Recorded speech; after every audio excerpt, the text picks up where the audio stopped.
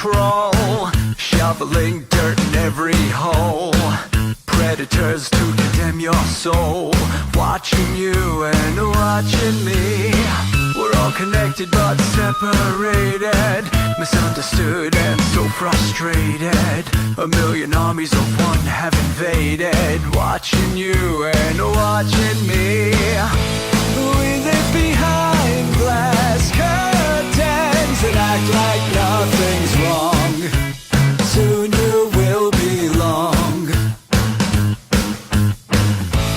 I know you're out there somewhere. We've watched you for so long. Wait for you to fall.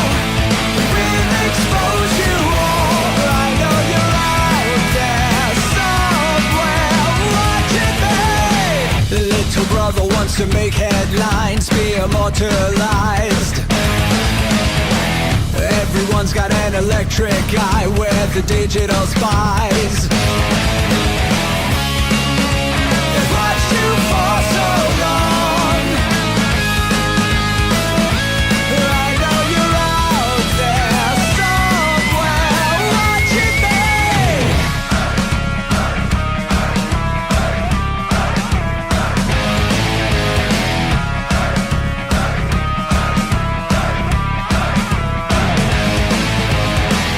We the people have taken over. We the people are little brother, standing by to dethrone each other, watching you and watching me. Paranoid, the lens is our weapon, desensitized in our lust for attention, democratized by our voyeur obsessions, watching you and watching me. Slaves to perfection, don't let them project you as you are. Reveal your every flaw. I know you're out there somewhere. We've watched you for so long. Wait for you to fall. We'll expose you all. I know you're out there somewhere watching me. Little brother wants to make headlines, be immortalized. Everyone's got an electric eye with the digital spies. They've watched you for so long. I know you're out there somewhere watching me.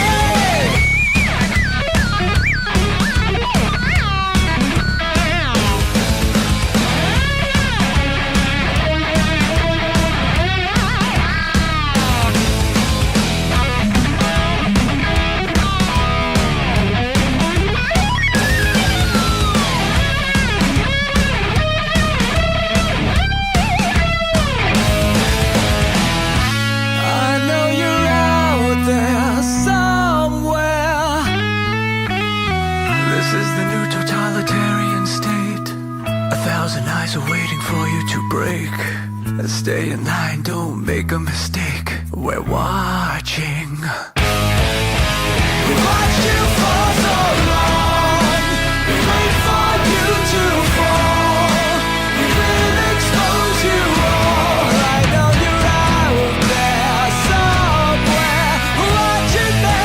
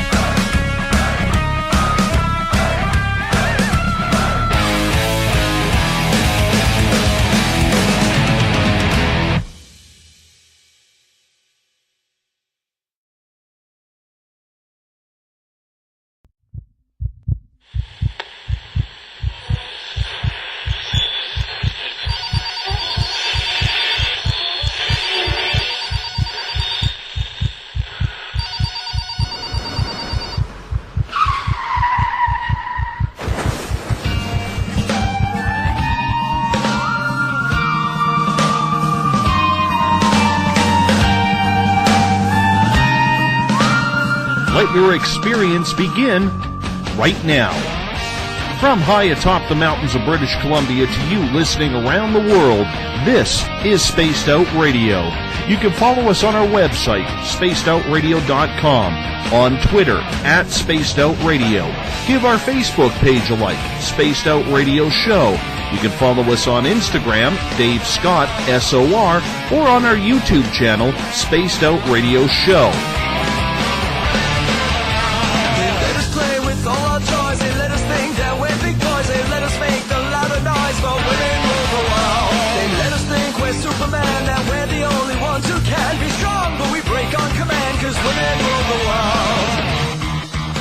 Buckle up, space travelers. It's time to go for a ride as we are live on Spaced Out Radio.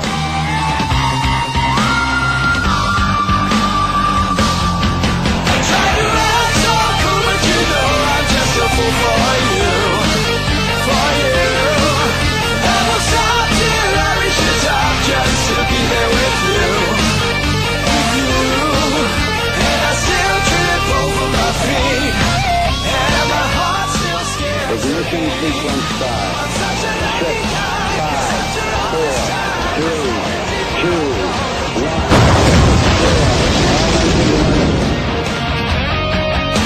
The deeper I go, the deeper I fall.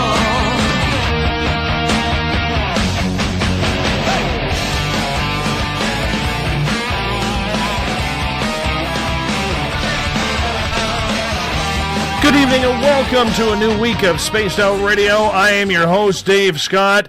Not tired at all from this past weekend. And thank you for listening in on spacedoutradio.com, on Spreaker, and Revolution Radio. As we welcome you to tonight's show, broadcasting live out of the Uncle Jimbo's cabin, right here in the Great White North.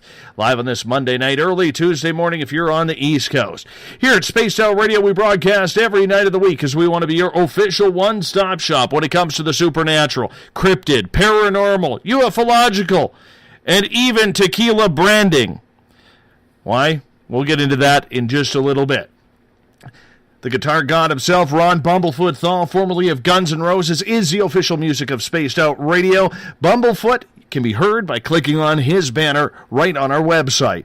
If you can check us out on Twitter, that would be great, @SpacedOutRadio. Give our Facebook page a like, Spaced Out Radio Show. On Instagram, I can be followed at Dave Scott, SOR. Subscribe to our YouTube channel, Spaced Out Radio Show. Find us on TuneIn. Download our shows from iTunes, and our website is spacedoutradio.com. At this time, we say hello to everyone listening in on the Revolution Radio chat room, on the High Plains Talk Radio Network, in the Spaced Out Radio chat room on Spreaker, along with our fans on Facebook at Euphoria Chronicles, Chronicles of the Unknown, Forest Moon Paranormal, and our flagship chat room, the SOR Space Travelers. Have you signed up for the SOR Space Travelers Club yet? Well, if you haven't, it's only $5 a month. With that, your name gets entered into monthly prize draws. You get access to private group interviews, access to a special section for your postings, and much, much more. Hey, we're going to give you a hell of a lot more than just access to our archives. While at our website, you can read our latest blogs. Mine is on the Paracon that I just got back from yesterday. And you can check out Eric Markham's SOR Spacewire for your latest and weird news. We also have a new feature on our website. Our intrepid researcher, Mike Schmidt, the man with the badass goatee, is the head of the SOR Sightlines Report. If you've had an experience that you can't explain, can't understand, and want someone to investigate, Mike is waiting for your information. Just fill it out, send it in. All your personal information is 100% confidential. Remember, if you're a listener on Revolution Radio, it is the largest non-profit online radio station going today. Do us a favor, visit freedomslips.com and donate today. Technically, Halloween is the last Monday of the month, but since we're doing a live Ouija board session with Karen Dahlman that night, tonight we will be bringing in our top cryptid UFO investigator, Butch Witkowski, and his monthly feature, Strange Days. If it's weird, Butch is investigating it. From Dogman to UFOs and alien abduction to the clown apocalypse, Butch works 24/7 trying to figure out what the hell is going on out there in the wilderness. Being a researcher on these topics can be tough and expensive. Let's face it, the strange occurrences are happening, but people are still afraid to make their report for the fear of ridicule and laughter at their expense. But they do talk, if they feel comfortable to try and figure out what is going on. Recently, after almost a few months hiatus, Butch is going to say tonight both sightings of UFOs and Bigfoot are on the rise in the East. And tonight we're going to get into all of them as our show always moves lightning quick with Mr. Witkowski around. His website is ufocop.com. Butch, welcome back. How you been doing? I'm doing fine, Dave. How are you been? You know what? I got to say this. I slept for 10 and a half hours yesterday. I think it's the first time in more than 2 years that I went to bed before 11 o'clock at night. It was amazing. What prompted? Well, I'm going to blame Christina George and her investigation at the Paracon of the tequila, because she got me started on Patron shots. And you got to realize, audience, old Davey here really isn't a drinker. Dave doesn't drink. But there's a couple of weaknesses Dave has. And I'm going to use the third person Dave there because I don't know this guy very well. Patron shots were extremely cheap there. Extremely cheap, Butch. Friendly cheap. You know when it gets friendly cheap? You just have to try it out? Yes. Yes, that's exactly what happened. Exactly what happened. So I'm blaming Christina George for that, and her good friend Mike Fuentes, who I don't think has ever had a bad hair day in his life. Man, that guy has a nice head of hair. I have to admit that. You know, he came up with Christina from California up to Washington State to take part in the Forest Moon Paracon. That was my first one, Butch. That was my first Paracon that I got to speak at, and I have to tell you, man, I now know why you like going to them. They're a lot of fun. Yeah, they are, especially if you have a crowd that's eager to learn and to listen and to pose questions. And that's they're few and far between, but the ones that are like that, they're a blast. I mean, when you get to hear people's stories and, you know, or they ask you how you do something or what type of equipment you use or bring up something from the past, sightings or flaps or something like that around the world or around the country or even in their area. I mean, it's neat. It really is, because then you're really dealing with people that want to know, want to learn, and some of them really want to go out and investigate. And you know what? We had a good time. The Friday night, a bunch of us people who were speaking arrived at the hotel. Eric and Izzy Cooper, who put it on at Forest Moon Paranormal, they invited us over to their house, and we spent some time with them and, you know, and their children and got to know them. You know what the biggest thrill for me was? Actually, there were two of them. Number one, finally getting a chance to meet some of these people that I talk to only on social media and maybe the odd time on the phone. And to actually be able to, you know, put a face to a name and a voice and maybe give that person a hug, because even though you've bonded over social media, you can still tell who's good people and who is not. You know, it was such a really good experience, man. I cannot wait to hopefully get the invite to do it again. Last year I went to a conference, was out in the woods, one of those conferences, but people that I dealt with for years that I've never seen, talked to on the phone or corresponded through email or whatever, social media. Mm-hmm. And it was amazing. I mean, it's like walked up to each other and shook hands and whatever, and like we knew each other all our lives. Mm-hmm. That was the first time. It's a comfortable feeling. Yeah, it is. It's really a cool feeling. And like, I hope you get to do a round table someday, because round tables are my favorite. You know, you just get a bunch of investigators of all fields in the paranormal, cryptozoology, ufology, and you get them just sit down and let the people run the show. No PowerPoints, no speeches. You introduce yourself and say, okay, let's go. And, you know, they'll give you sighting reports. They'll give you many questions about how you do it, what you do it with, what's the best way to do it. You know, it's just really neat because it's not pre-programmed like most conferences are, where you get up, you already know what you're going to say. You get up and do your PowerPoint, and you're basically reading off the screen, which they're looking at the same screen. And then when you're done, you get maybe 10 minutes to answer questions. Well, I'd rather sit there for 3 hours and answer questions, or like in the one thing we did last year, it was a whole day.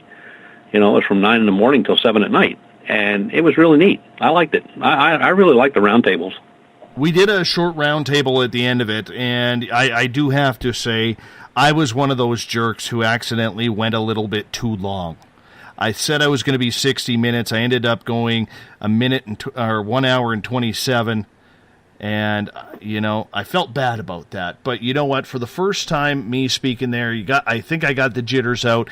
And for the first annual Paracon that Eric Cooper and his wife Izzy put on, it was phenomenal. We'll all learn from it and be back next year to do it all again. So, you know what? I think they're addicting. Now I see why everybody gets excited about going to Paracons.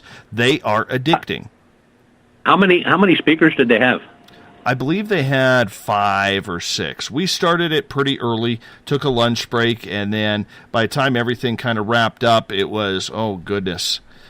Well, we did a ghost walk that night. I think it was about 11 o'clock before everything finally wrapped up. It was a long day, but well worth it. Well worth it. Yeah, see, those are the kind of cons to go to where it's just, you know, you got 5 or 6, maybe 7 speakers to round it all out. But the ones that I try to stay away from are where they got, you know, like 25 speakers, and they just rattle on and on and on, and nobody gets a chance to really ask any questions, or you know, the guys speak and they get off the stage, that's the last you see of them. Or you can pay to go sit at a table and talk to them if you want to pay for it. But some of the Paracons are really cool. Some I think are just too busy, and some are very expensive. And you know, I just, like when I went to this one last year where we had the round table, they charged people $10, and all the money was donated to a local historical society. So you know, nobody got paid or anything like that. We did get fed though. And, you know, when you see some of these ticket prices like $300-400, oh, I know, you know, for a day, and then you're going to go in and listen to the same old folks you've been listening to for the last, you know, 15-20 years, that's not good. Well, you know what? I was surprised that there were actually so many people who came up to me and said, hey, I've heard you on Spaced Out Radio. I'd like to shake your hand. It's a pleasure to meet you. A couple people I'd like to point out, Corey, who is sometimes in our chat rooms, and Joyce, who came up from Seattle. It was an absolute pleasure. I had a great reading from Skeeter. You know, it was just a little bit for everybody. And the way they did it up here was attendance was free. Anybody could walk in. The only disappointment that I had, and I'm going to put this out there publicly, is apparently in the small town of Concrete, Washington, they do ghost walks. And apparently because Eric and Izzy's Paracon was not part of the Chamber of Commerce, the ghost walk crew would not endorse the Paracon, if you could believe that. As stupid as that sounds. And that's ridiculous. Yeah. And so this lady, and I don't know who it is, this lady who puts on this town ghost walk had about 70, I'm going to say 50 to 70 people in her group. And there were people coming from the Paracon to the Lone Star restaurant trying to, you know, get through this crowd, and we're like, oh, what are you guys doing here? Well, we're going on the ghost walk. Well, we're part of the Paracon. And now the people in the ghost walk were saying, well, how come we didn't hear about this Paracon that was going on? We would have surely attended, you know. So how do you not, in a community of 800 people, get together when at this time of year tourism dollars are at a premium, you know? And it just doesn't make sense. So I felt sorry for Eric and Izzy on that one. And, you know, myself, including a few of the other speakers, we've actually decided what we're going to do is we're going to email the mayor of the town and just say, hey, you know, you got a beautiful town. You know, we loved coming there. We're going to come back. But what's with this? Why would you guys shoot yourself, or your ghost walk shoot itself in the foot, shoot the community in the foot for this, when we have professionals coming here on their own dime to talk to your people, you know? So Yeah. we're gonna stick up for Izzy and Eric on that one. Yeah, that just doesn't make any sense why they would even do something like that. Well, small town politics, right? Yeah, exactly. Yeah. Yeah. So that was my weekend, and I got home yesterday after about 6-7 hours driving and a couple of pit stops in between. Got home, saw my little guy, grabbed his iPad, and we just kind of sailed off into the sunset around 8:15, hanging out. So, and then 7:15 this morning came pretty early, I can tell you that. Well, that's cool too. You know. Mm-hmm. I can't remember the last time I slept 10 hours. Oh, me either, man. I'm usually 6. Yeah, 5 to 6. Yeah, I'm good. Exactly. Before we get into the heavy stuff here, I do have a couple stories to share with you. Good. So, you and I have talked, and I think we built the credibility to know that I'll never bullshit you or anything like that. And the other day, I was actually going to cut firewood. This is about 3 weeks ago. 4 weeks ago now. After you and I last spoke, we went into the forest here, and we went to get some firewood. And you know, up here you can cut trees down that are already dead, but just standing, okay? Because that is what creates the forest fires every year in British Columbia. Is lightning hits the dead trees go up like a match, and boom, now you have hectares of forest fire burning. And so up here you have an unlimited cull on dead trees in the forest. So my wife and I drive up this path that we've never driven for up on the mountain, and it's a logging road, and on both sides it's just a cathedral of trees, probably 50, 60, 70-foot trees, Butch, like just gorgeous. And as we came along this path, both my wife and myself started feeling uneasy. And so we get out of the vehicle, and my wife's like, I don't like it here. Just something feels strange. And and I'm sure you've investigated with enough people to know that when they feel something, they should listen to that feeling. Do you know what I'm saying? Well, exactly. So my wife and I were standing outside our truck. We saw nothing. But the feeling that something absolutely, I don't want to use the word evil, but angry was going on there. And I can tell you this, Butch, I have felt spirits, I've channeled spirits, I've had run-ins with Bigfoot, I've had run-ins with ghosts, run-ins with aliens, bears, cougars, foxes, wolves, moose, okay? I've seen it all, okay? And this was an energy being put out there that I had no clue what it was. So we cut down the tree, we chop it all up. My wife doesn't even feel comfortable bringing our little guy out of the truck. And their stupid dad, come on out, son, hang out with me, go jump in the puddle. You know, but she's like, get him in the truck. So we kept him in the truck for the most part. Hack up our wood. Before we actually hacked it up, I do want to mention that we did literally say to the forest, hey, we're just here to take this dead tree and we're getting out of here. You know, to kind of just give them a note, and it seemed that energy seemed to lower. So we continued on the path, and we got to another section where we saw another dead tree that we wanted to fall, and that energy was even thicker, and it felt like something was watching us closely. Didn't bring the little guy out of the tree, and then I finally figured it out what that feeling was. It just came to me.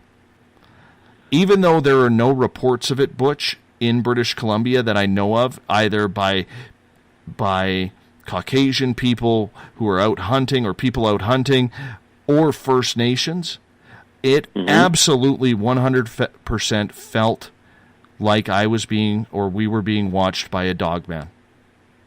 Mm-hmm. And that's the exact, all these reports we have, everybody says the same thing. They're in areas where they're familiar, either at their home or where they've hunted or lived all their lives. They know the area. They know the animals. They've been there many, many times. And they have the encounter. And exactly the way you said it. They have this feeling of either, if I stay here, something's really bad going to happen, or I need to leave now. Or in the case of the two different reports where the gentlemen were both armed with firearms. Mm-hmm. They said, it was like, got to get out of Dodge. Got to leave here. This isn't going to happen. Need to leave.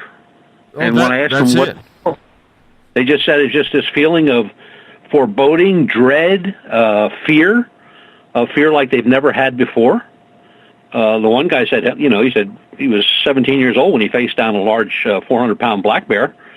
And he said, yeah, I was scared, but nothing like this. He said, this wasn't scared. This was terrifying. He said, I had to get out of there. I had to leave. And, yeah, and I wouldn't doubt it.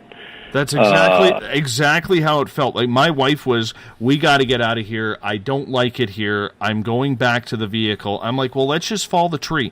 We'll tell them again, we're just falling a tree. She's like, no, I'm getting the feeling we need to leave now. And the funny part about it is she wasn't picking up Dogman. I was. She was just, I guess, feeling the fear because she is heavily empathic, right? So... Mm-hmm. It was just very, very weird. Joe has a question. He asks, did you get the silent woods? Yes, we did. The woods were completely silent. Mm-hmm. Yeah, and that's what the expeditions that we've been on, and we have quite a few scheduled coming up as soon as these leaves get off the trees a little bit. And, the first one was the one that was just, and it didn't strike me till the second day. I mean, we were there for a whole day, and then it was the second day, and I'm thinking, like, I'm in the middle of the woods, 60-some hundred acres of woodland with every animal you can think of crawling or walking or flying. I haven't heard a thing. Haven't seen anything. Haven't heard anything. I mean, we walked around, like I said before, we walked around with thermal imaging devices, and the only thing we found were two baby squirrels in a nest. I mean, we should have seen everything and heard everything. Not a coyote. It was a full moon. I mean, we should have heard everything in the world. We heard zero. The recorders that were set out recorded nothing. Didn't even move the needle. Oh, I hear you, man. I hear you. The other story I wanted to tell you about is at the Paracon, you meet so many good people as you go through, and we met so many good people. A couple of people I have to recognize here. Russ and S.J. Wells, who helped put on the Paracon. They were phenomenal in keeping things going. And S.J. gives a really good hug. I'm going to tell you that. She gives a really good hug. So if you're ever near S.J. from Fog Paranormal in Washington State, ask her for a hug. And Tyler Standing Bear, the resident Bigfoot expert. And I'll tell you, I was sitting with Tyler talking Bigfoot, when all of a sudden my phone goes off.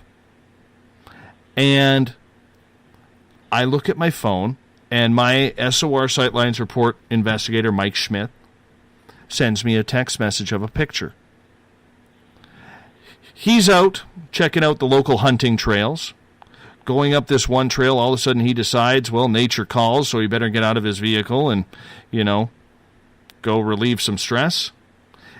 As he's doing that, he looks beside him, and there's a 14 to 16-inch print sitting there in the hard-packed rock and dirt. Takes a picture of it, puts a Canadian toonie on there. For people who don't know what a toonie is, it's a $2 coin, because we don't have $2 bills up here. We have coins. And, this is a guy who has been in the bush literally hunting for the better part of 30 years, has never come across a track. He comes over 2 days previous to this, and we're talking Bigfoot and going through all this Bigfoot stuff, and he's learning and getting in touch with his own hunting senses and everything like that. And then 2 days later, as I am talking to Tyler at the Paracon about Bigfoot, he finds this footprint. How coincidental is that? That's a little spooky. Yeah, it was very spooky. And, unfortunately, he went back up there yesterday, and the print had been rolled over by a vehicle, because there's a lot of 4x4ing and ATVing in the area. So we knew it wouldn't last long. We didn't have a chance to cast it, but it was very faint. But his hunter's eye found that track, and at least we got a bunch of photographs of it. But that's the first of many. So now on Thursday, there's 3 of us going out into the wilderness because we got to find this thing, man. We got to find this in central BC. We're going to try and make contact. So you have any scoop for us, Butch, what we should do, what we shouldn't do? Well, can you say you're going back to the same area? We're going to go back to the same area. Do you think that one is out of there? No, they don't stray very far from what we've seen. They kind of stay in down here we use counties. I don't know what they'd be up there in your area, but it seems like they stay in a 50 to a 75 mile radius if you use a center point. And how about indigenous burial grounds in that area? Could be. They are all over this place. This area up here where we are, it is extremely haunted. Not only by First Nations, but this was a real go-through route on the old Klondike run up to the Yukon and Alaska during the Gold Rush. So it's actually called the Gold Rush Trail. It starts in California and comes straight through this area of British Columbia. So there are literally ghosts and spirits everywhere around here. Well, especially in that part of the country, sightings of dogmen are kind of rare. They're mostly akin to skinwalker type of being, and which are nasty in their own right. I mean, there's just no way to get around that. And I would think, not knowing that whole area a lot, they really seem to thrive in extremely heavily wooded, dense areas. And another thing that we found during the research was that access to and from these areas was, pretty much slim to none. And if there was an area to get into, it was, very minimal. Have there been any reports at all in that area of this type of a sighting, or No. I mean, this type of... No. None. No. In fact, at first when Mike looked at the print, he thought it was a grizzly bear because the grizzlies have been moving closer and closer in after being gone for the last 15, 20, 30 years. And in that area, there has been a grizzly bear photographed recently, a big male. And so at first he thought it was the grizzly bear, but the more he looked at the paw print, the more he noticed that there was no claws attached to it. It was just rounded toes at the end. Yeah, it would have pads also, like a dog, wolf, but they'd be very large. Did he say how large it was? It was about 14 to 16 inches. I actually posted a photo in the SOR Space Travelers. I will make sure that you get a copy of that too, Butch. I'll try and Facebook you one here momentarily on the message, so that way you can have a look at what we are talking about. But it looked about 4 to 6 inches wide and about 14 to 16 inches long. Now, he's only sent me one photo, and Mike does have other ones where he has compared the print to his shoe standing beside it. So I'm curious and excited to see what that looks like in the same time. once he's going to send me or he's going to come by my office in the daytime here tomorrow, and we're going to take a look at it, at his other photos here. So I'm kind of excited about that. Well, one of the things with, a Bigfoot print, long, of course, but they're also very wide. The print that would be left by a bipedal canine would be long, but it would be thin. Mm-hmm. And when you mentioned the width of being like 4 inches or so, when you think of a dog that would sit down or, squat down in the dirt, the print he would leave would be long and narrow. Mm-hmm. I've just sent you that picture on Facebook Messenger. So if you want to quickly grab a look at it, it is faint, but you can make it out. You totally can make it out. Yeah, I just opened it up. Yeah. So it's very interesting, and you can tell that's hard-packed ground that it's on. Yeah, it is. If you're in the SOR Space Travelers Club, I have posted a picture. Just scroll on up near the top. I have posted this picture that Mike has gone, no, he will not tell you where it is. He won't even tell me where it is. He's making me put a blindfold on and sit in the opposite direction. No, he's not going that far. But we're going to go check out the area on Thursday. So you think it still might be there? Oh, yeah. If you haven't had any rain or anything, that print will be there. Well, we had rain today. Heavy or just light? Light. It was light. Well, light shouldn't hurt it. But from what I'm looking at, it looks like pretty gravelly ground. Yeah.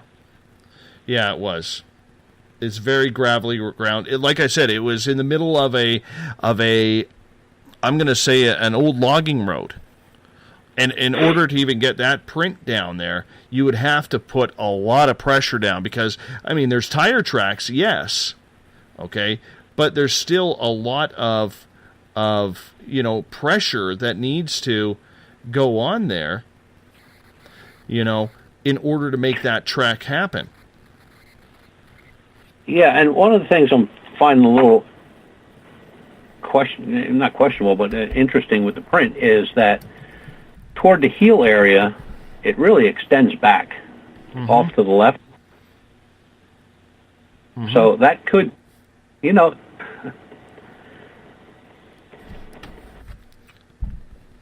I'm looking at it. I tried to clean up the definition a little bit, but I got it as best as I can get it. But that extension past the heel, you would not see that on a Bigfoot.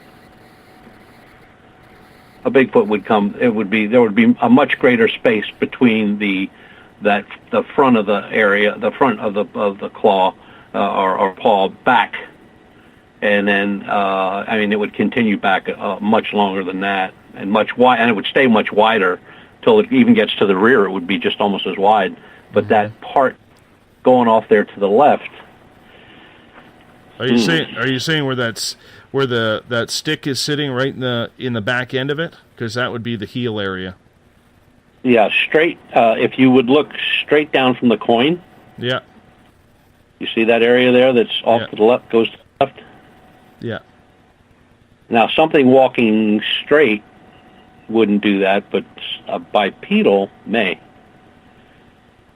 I don't know. I don't know, man. Wow. I can tell you this. I'll get you more photographs on that, and we will definitely get more information out on this. And like I said, myself, Mike, and a good friend of mine, Tony, up here, who knows the area well, who's a very good friend, had an extreme close encounter in his vehicle with a Bigfoot a number of years ago. Guess he didn't like him driving so fast down the road and took a swat at his windshield and mirror. Wow. Are you guys going to try to cast this print? We're rookies, man. We're rookies. I think right now it's just a matter of just trying to teach Mike and Tony the feeling. You know what I'm saying? Right now, you have to be very, very careful in our wilderness. Not that it's badass more compared to anywhere else, but, as we get into rutting season and bears get into pre-hibernation and cougars as well. As they get into their winter mode, everything's a meal. So we have to be extremely cautious going into any area right now where we are, and that's literally 10 to 15 minutes anywhere in any direction around where I live. I mean, that's how long it takes you to get into the dense bush. So we do have to be careful when we do go in there. So we will be checking. I don't know. We're going to try and see us three, how we like it, how we do, because, I mean, we are starting from scratch this Bigfoot investigation group that we're going to be doing up here. So we just got to make sure before we get into anything too serious in casting and everything that we somewhat know what we're doing and we feel comfortable with each other. You know what I'm saying? Yeah, and I will definitely send you via email a paper or 3 or 4 that show you how to do that. I would appreciate that. Thank you very much. That would be a lot of fun. Because I can't believe that there are so few Bigfoot researchers here in the province, considering we have so many studying here. Yeah, that is kind of strange. Well, because down here you can live in a big city and people are chasing Bigfoot. Oh, I hear you. I hear you. But everybody's into the cryptid thing down there. See, up here it's still one of those taboo topics. It really is, Butch. It's one of those topics that even if you have a sighting, you just don't admit to it, You just don't do that. But I have to say this.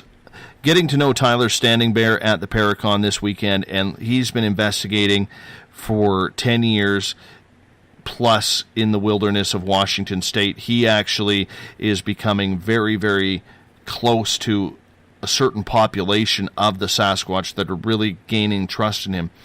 He gave us a few tips, or gave me a few tips over the weekend on things that we're going to try and do here. We're going to set up a gifting site here that's very, very private in one of the areas where we're going to go on the mountain where nobody really goes. But we're going to just try and see what happens. We're going to do a little bit of experimentation just to try and get our feet wet and see what happens. And we're going to take it step by step and probably hit it hard next year with everything that goes on, from website to sightings and everything. And I guess that's how it kind of starts, eh? Yeah, exactly.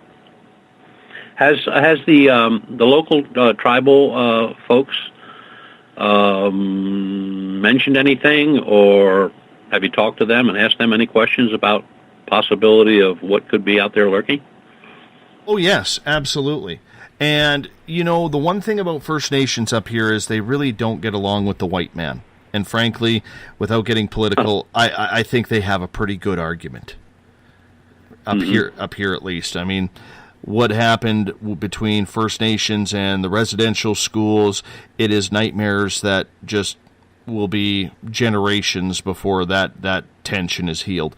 Anyways, I have been fortunate enough to be able to talk to a few First Nations who've grown up in this area and still live on the reserve out in my area, which is a very large reserve. They have tipped me off to a couple of places where to go, and it's funny because one of the places where this elder told me to go was what I had thought of before I hadn't even moved up here yet. I was still in my other house, and I'm like, damn, that's a place I need to go. We confirmed that we were going to be moving up there. I hadn't even left yet for the town to go look at houses, and it was like, darn it, this is a place we need to go. This is a place I can feel it there. And sure enough, I just got goosebumps when she told me, you have to go to this area by one of the popular lakes. And it was like, really? Like, I knew we had to go there. I just knew. I hate it when that telepathic stuff, juju, comes into play, man.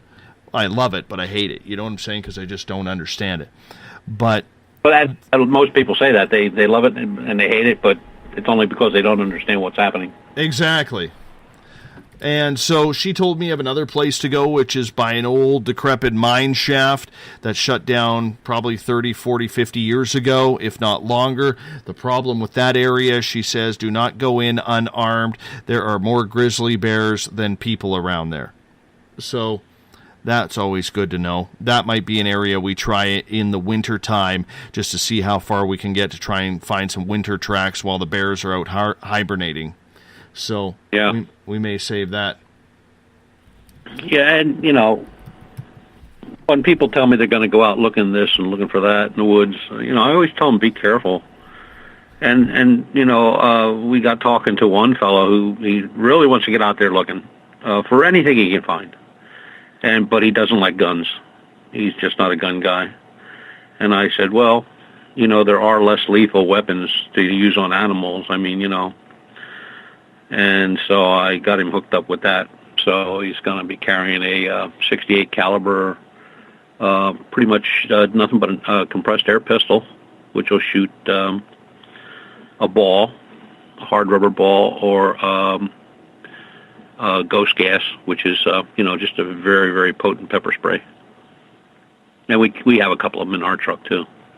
You don't want to go blowing away some fox that just came running out at you. I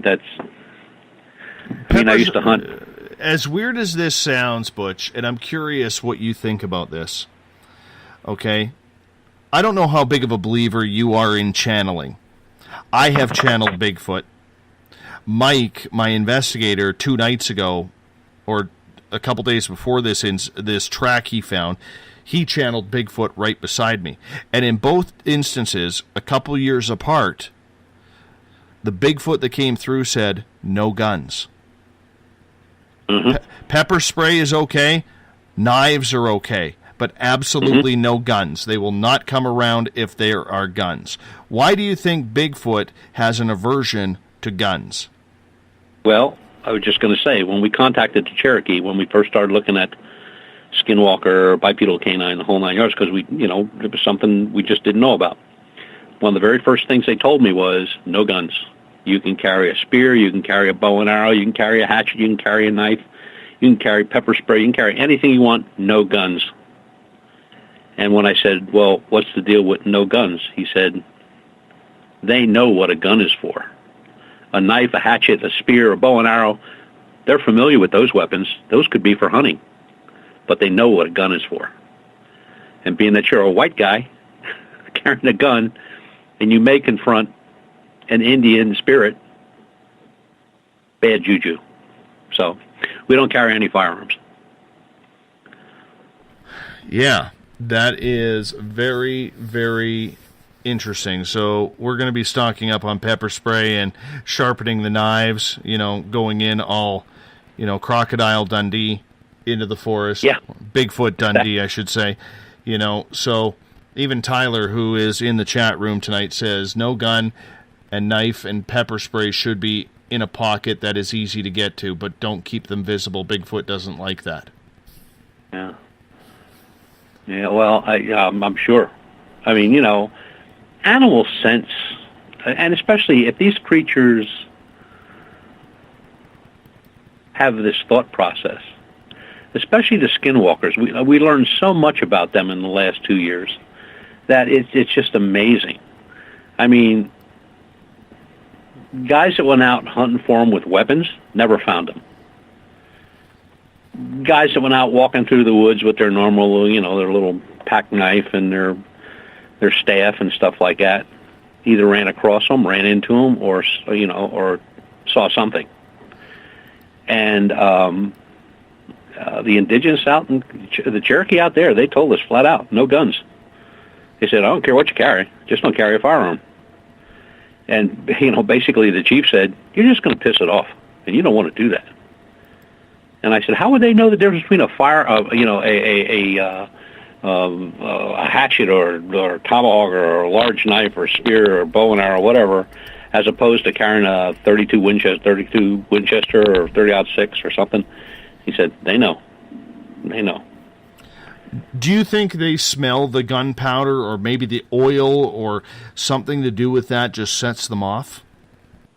I would think, probably has something to do with that, because after if you keep a gun, you keep it well oiled and everything, they stink and they smell. How many times are you out hunting that you went to get your sandwich and all of a sudden your sandwich tastes like WD-40 or something? Yeah. And another thing they told us, they smell fear.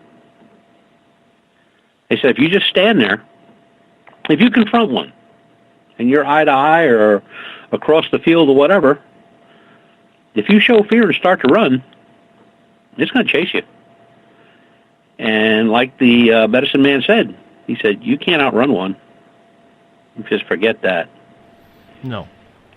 They've taken people off of running horses. Mm-hmm. Now, again, you've got to think in that realm of thought of the indigenous and the stories from past. But, I'm just happen to be one of those researchers that I keep a very open mind. I don't throw off anything, because the minute you start throwing things to the side, one of those things could come back to bite you. And I'm too old to run. So, it's stand my ground. And try not to show any fear. If you show fear and you start to back up or start to climb a tree or whatever, it's like a guy told me with a bear when we were talking about this on another show. Oh, you can outrun a bear. I said, let me tell you something. A bear can cover 50 feet in a matter of 3 seconds. I said, where are you going to run to? How many people have outrun a bear? Not too many that I've ever heard of. They usually become lunch or very badly mauled. So I always urge caution. I mean, protect yourself. But I agree. It could be they can tell you got a weapon by the smell, or the gunpowder, or whatever. So I guess I better brush up and get some more Fabergé and soothe myself with it. Well, you know what? Tyler brings up a good point in the chat room. He says he has found that if he has an animal with you, like a dog or a horse, Sasquatch is more likely to come forward and closer. Have you found that in your research? We have heard that from 2 people. The guy, the very first report, the guy with the 2 dogs, the dogs were on his track, and they knew it was coming long before he even saw it. Matter of fact, he was just standing there walking them when they started getting crazy. Had he just passed it off as well, it could be anything. Could be a skunk, could be a deer, could be anything walking through the woods. You can't see into the woods but for 5 feet. But he said they sensed that a long time before he saw it. So, unfortunately, this was the one that just walked by like they didn't exist. We thought about taking a tracking dog, but when we really thought about it, it could be more trouble. I mean, we might start to garner coy wolves and that kind of stuff. One dog against a pack of coy wolves wouldn't stand a chance in hell. So we wrote off the dog. And we have a lot of wolves around here right now. Mm-hmm. And it's going to be time for them to start looking for a really good meal. And I do plan on tripping Mike if it's needed, Butch. I've come to that conclusion. I know I'm not going to be able to outrun Tony, but Mike I think I might be able to keep up to, and I may have to trip him in case we get attacked. Yeah, well, yeah, I have the same thought with my guys. I picked the heaviest guy. That's terrible, isn't it? Funny, but terrible. True enough. You have stated, as we continue on with Bigfoot here for a little bit, that after a few months hiatus of being absolutely dry for reports, that all of a sudden there's an influx in the past 2-3 weeks. What do you think causes that? I tried to answer that question myself, and I can't come up with one. Nothing has changed. I mean, nothing out of the ordinary, like they started a new fracking area or they started chopping into the woods somewhere, cutting down trees. Nothing like that has happened. A couple of the reports are from the not quite the western part of the state, more southwestern part of the state, south central, and a couple in the eastern part of the state, one where the identity was not really substantially seen. I mean, a portion of something that ran across a road was seen, but not verifiable. But same thing with UFOs. I mean, we hadn't had, I get 1 or 2 or 3 reports a week, and plus the historical stuff people want to know, questions, or search databases, that kind of stuff never changes. But fresh cases, and I mean, something that I've never heard of or seen before, And we've gotten quite a few of those lately, about 6 right now in the last 2 weeks. And matter of fact, a couple almost back to back.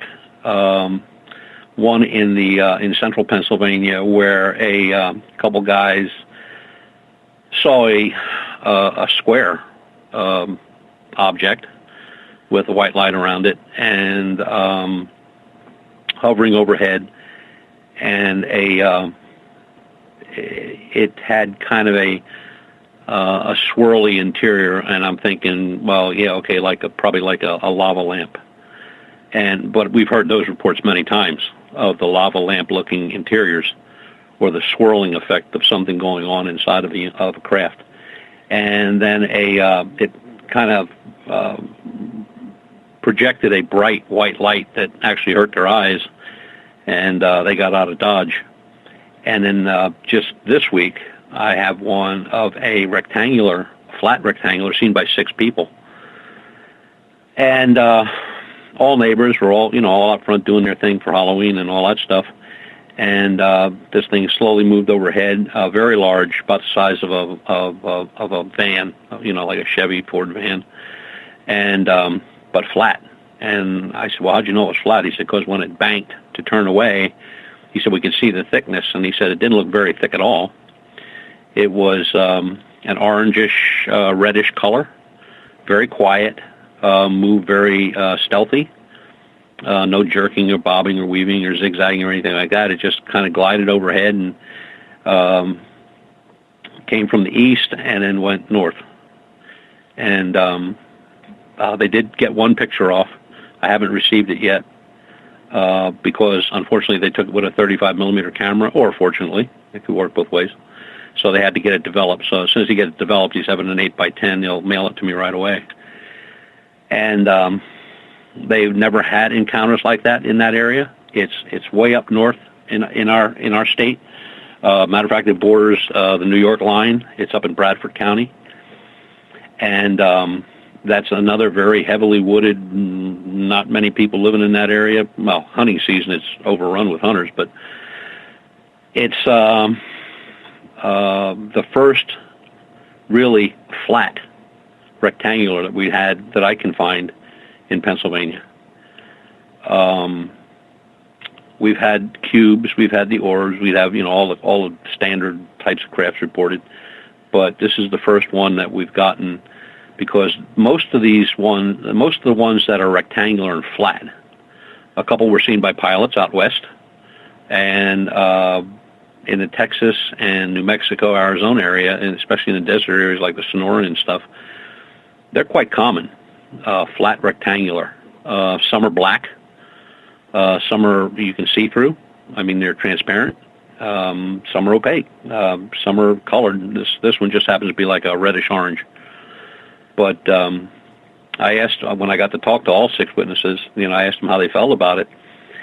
And 5 out of the 6 were scared to death. The 6th guy was like, yeah, well, it's there. What are you going to do about it? He just kind of blew it off.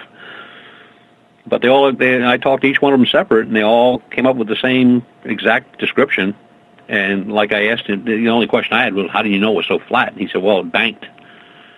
As it came across, it turned, and as it turned, he said, I saw the edge, the running edge of it.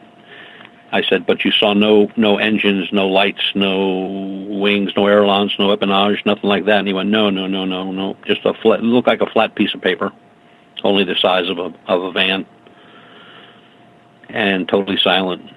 And he said it was I said speed-wise, he said if I had to guess, he said maybe 35, 40, 45 mile an hour. That was it.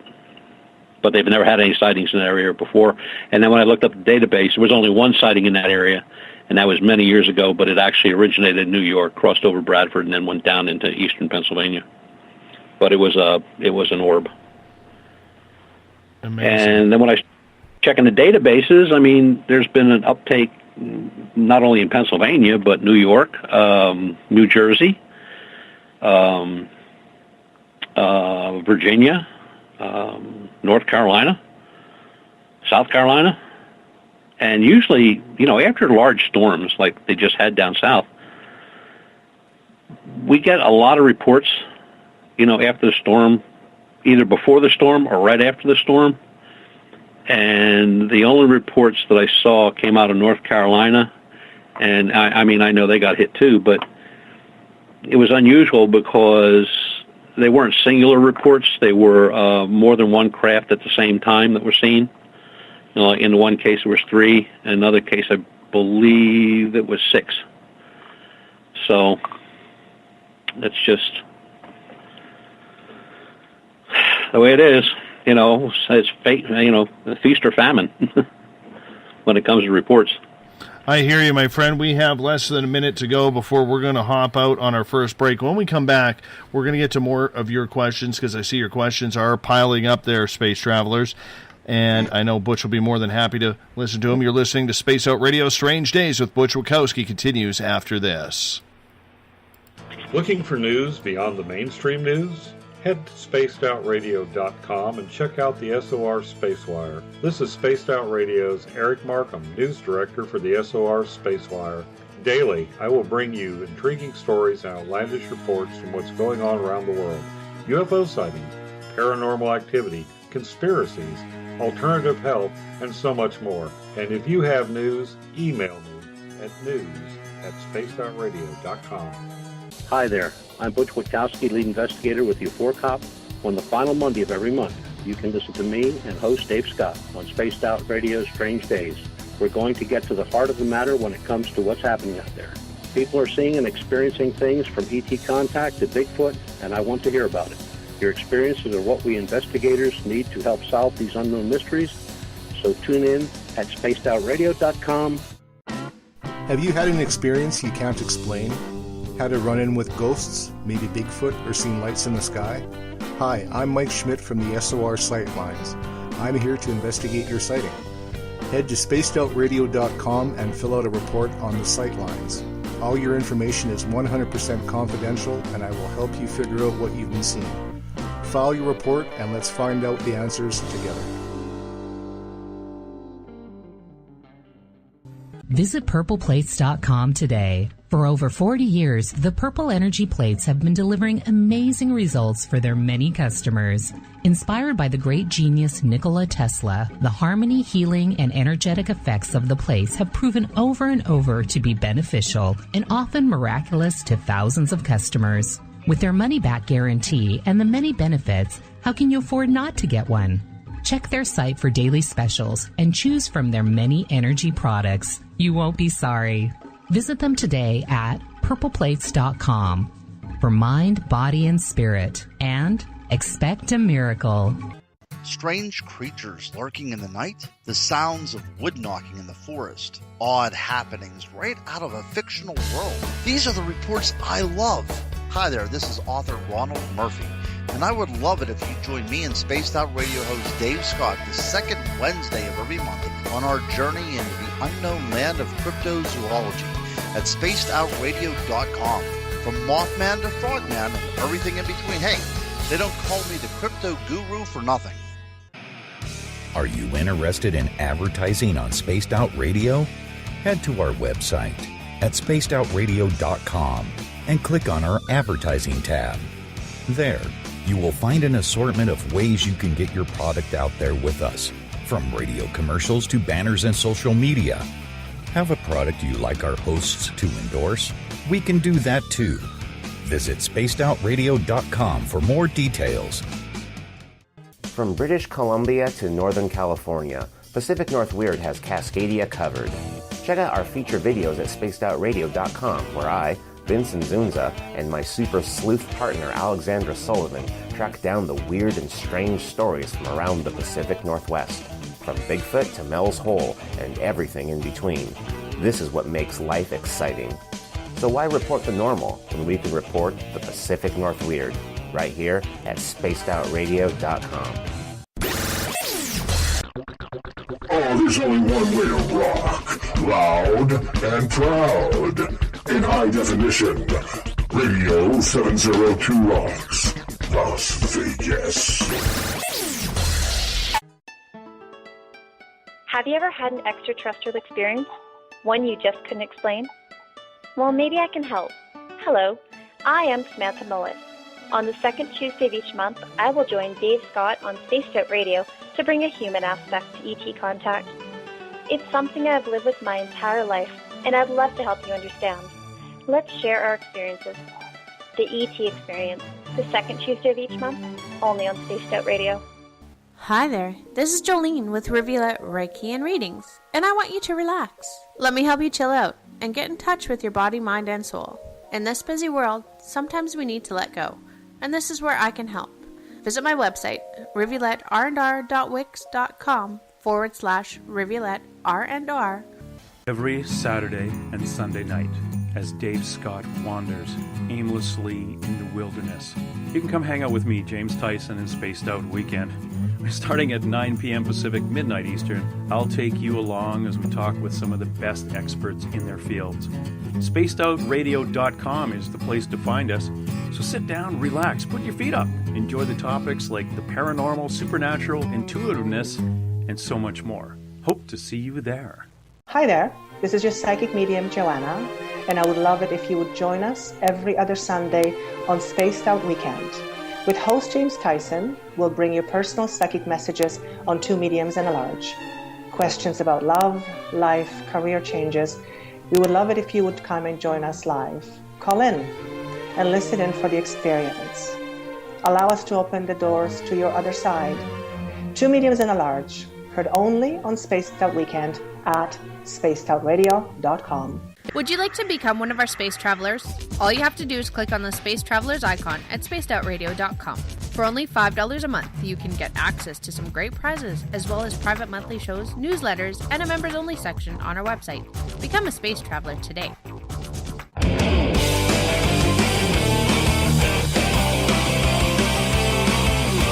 Do you have a topic or a guest that you'd like to hear on Spaced Out Radio? Let us know at spacedoutradio.com, where you can sign up to become a Space Traveler member today. Or you can find us on Twitter at Spaced Out Radio and on our Facebook page, Spaced Out Radio Show.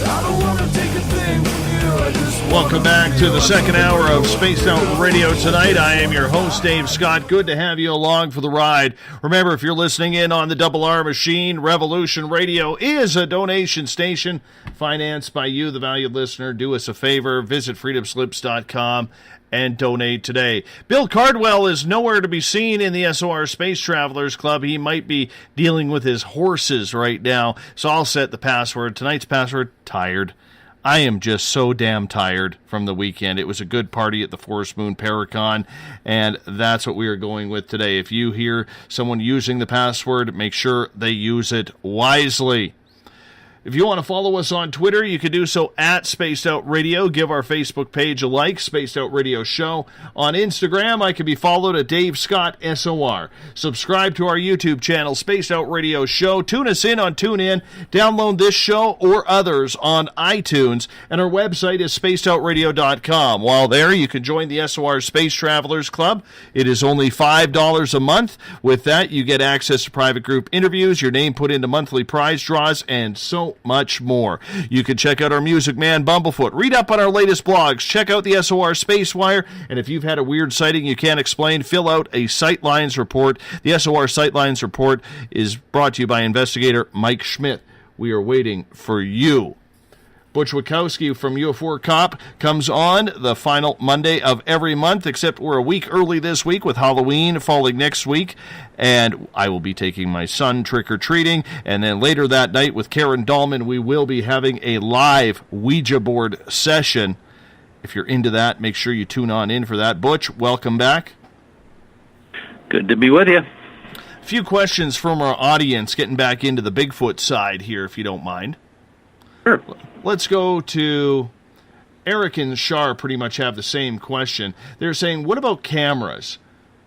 Do you know if Bigfoot is adverse to liking cameras as much as they are guns? Cameras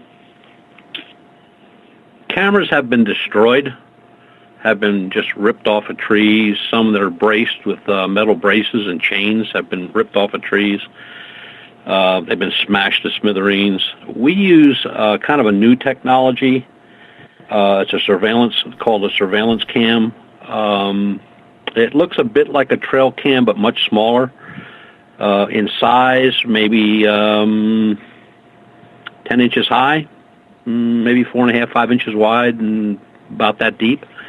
But it uses a very fast shutter speed. I can set it from 5 seconds, take a photograph every 5 seconds, or I can do it in a 3-shot clip. So if something enters that, it's a very wide-angle lens, so if something enters that wide-angle lens area, it'll continue to take pictures and every half second.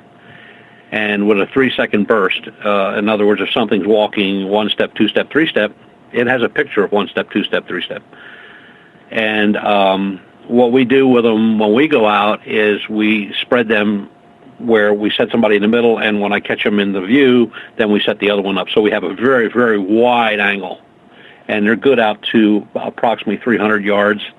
Self-focusing, they use a black light. There's no flash. There's no infrared.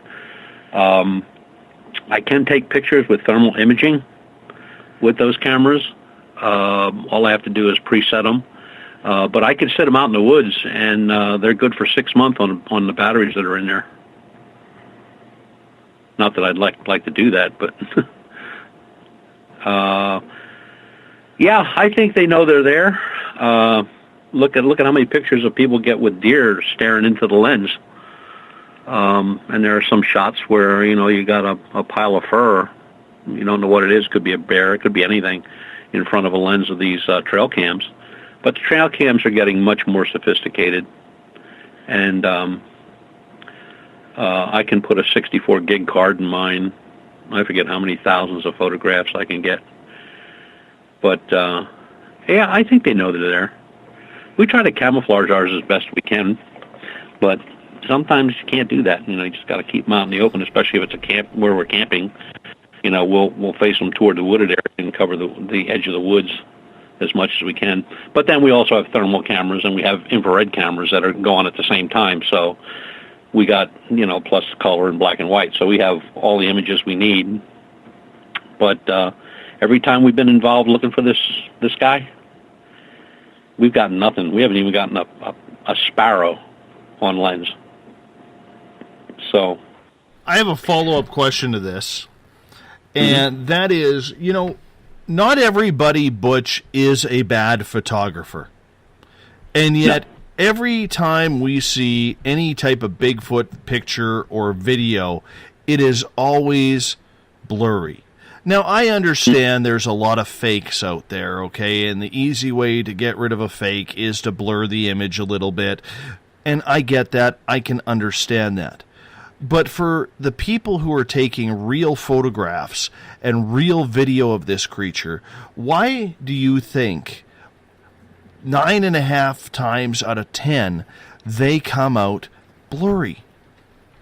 Because, first of all, they're seeing something they probably never saw in their life or never believed existed. They have a camera in their hands. They're already shaking by the time they get the camera up to their face. I always tell people, if you're going to go out, have your camera on, have it ready to go. Make sure the lens cover's off and the lens is clean. And you put it on a staff tripod, which is just nothing but a staff that your camera screws to the top. At least that'll steady it. If you don't have one of those, steady up against a tree. It's more a human error than it is anything else, and it's just like, when you look at some of the photographs that we get from UFO sightings, this picture in my mind is like the guy sees it and he yells to his wife in the house, "Get me the worst camera that we own. There's a UFO out here." Because those pictures are the same.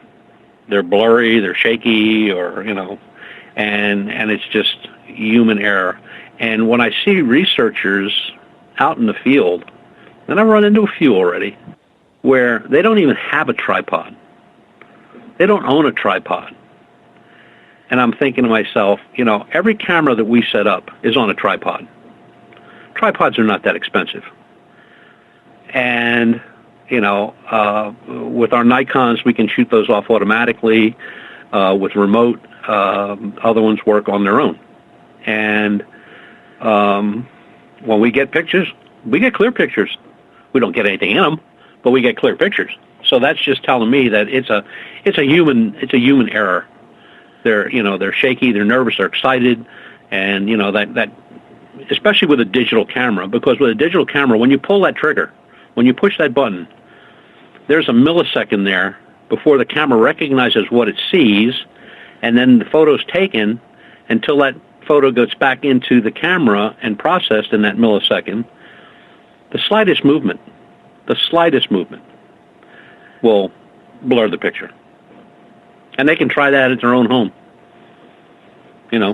I understand that, but there's also a lot of people out there, too, that tend to believe, and maybe that Bigfoot is a little bit more of a supernatural creature and may be able to have some sort of weird vibration that it gives off as to why it is always blurry. What is your theory on that?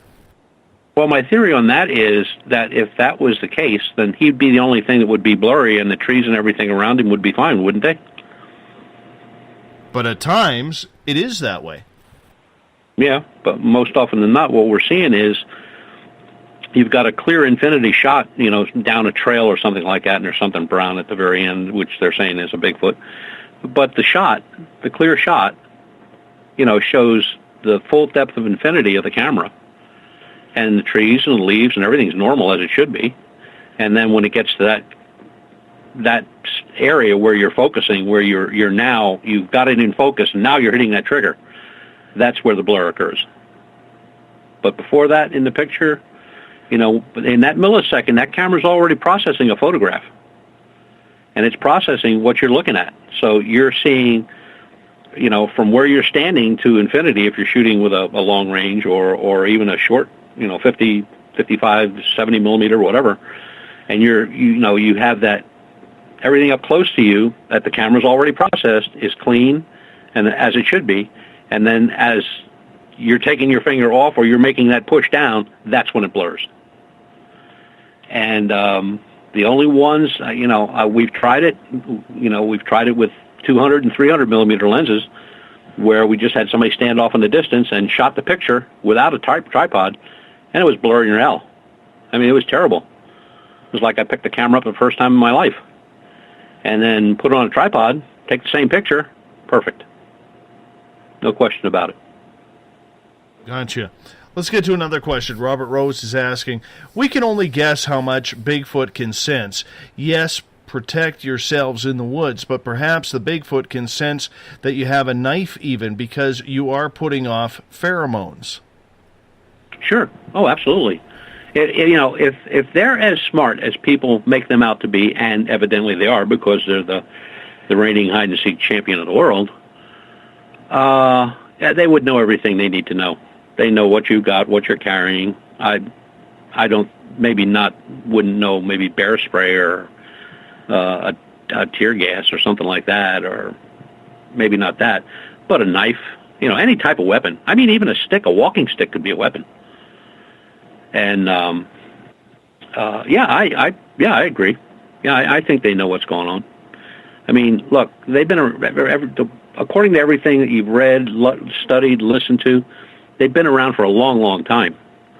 And they're very good at what they do, and that's avoidance. The difference between them and the bipedal canine is Bigfoot are usually seen on the move. They may peek out behind a tree, but then they disappear, or they go away, or they walk away. The bipedal canine doesn't walk away. It stays there. It shows no fear. It's every report that we had, with the exception of 2, where they saw it at a different angle, where it didn't really look at the face, we were looking at it sideways, said the same thing. Its eyes were locked on my eyes, and it never flinched. It followed me with its eyes as I backed out all the way to my truck. In another case, it just stared at us as we went by and never took its eyes off us, turning its head to watch us go by, and looked directly through the window of that car. We have none where they've been disturbed and ran off. We've had none where they were seen running on all fours. We've had none where they are seen, walking through the woods. They're already there when you get there. They know you're there. The perfect one, I think, is the guy that was walking up by the mountain, mountain laurel. I mean, he was walking up where he walks all his life, pretty much, hunting birds. And he just had a strange feeling. He stopped. He looked over his right shoulder, and he could see the legs of something very large. Then he followed the mountain laurel up, and he could see the animal, or bipedal, from the shoulders up, and its eyes were locked right on his. And that's, he got that same feeling, I need to get out of here now, or I'm going to die. And he had a weapon in his hand. He had a 12-gauge shotgun. And I said to him, did anything enter your mind to use it? He says, mm-mm. No, he said, I was afraid to use it. He said, I think if I fired, I was just going to make it really upset, really mad. He said it was not going to turn out very well at all. And he said that thing kept its eyes on me all the way as I backed down that trail till I got in my truck and watched me as I pulled out of the parking area and drove off. So the difference between those two creatures, animals, whatever we're talking about, is one will just kind of ignore you or just walk away. In some instances, I understand they throw rocks and all that kind of stuff, but this other creature, it doesn't run. It stands its ground. That, to me, is the scariest part of it. It stands its ground. Now, we haven't had any young people encounter this yet. Most of the people that have encountered it have been, in that 20, 30, 40-year-old range, 165-year-old. But I can just imagine some kids starting to pick up and throw stones or rocks at it or something like that. And then we're going to have a real bad situation. Paul is asking if you have any new information on the what's the gentleman's name? Todd Sees case. And before you get into any new information, if you could just give people who may not know who Todd Sees is an update on what that story is all about. Todd Sees was a 33-year-old man who back in 2002 left his home at 5 o'clock in the morning on his ATV to go spot some preseason deer, which he did quite often. He was an avid hunter, and told his wife he'd be back at noon. Noon came and went. Family members came over. They searched for him until 2 o'clock. They didn't find him. Search party was put together, police, fire, all that kind of stuff, dogs, helicopter, the whole bit. And they went out looking for him. All over the property. He owns 10 acres. A very rocky, very unformidable place to be, loaded with rattlesnakes. It's probably, they call it rattlesnake heaven here in Pennsylvania. They have their rattlesnake roundup in that area every year, where they get thousands of these things. And they thought maybe he got bit or something like that. And they didn't find him the first day, and then they didn't find him the second day till that evening at 7:54. Yeah, something like that, 7:54, 6:54. They found him on his property. He dead. And he was in bad shape, to put it mildly. The body was only missing for 37 hours. The coroner said he was dead for 36 to 40 hours. Now, that being the case, being that the body was found on his property 20 foot or 20 yards from his house under a tree, and the searchers had to walk past that tree for 2 days, including the day he was found, and they did not smell this rotting, putrefied body.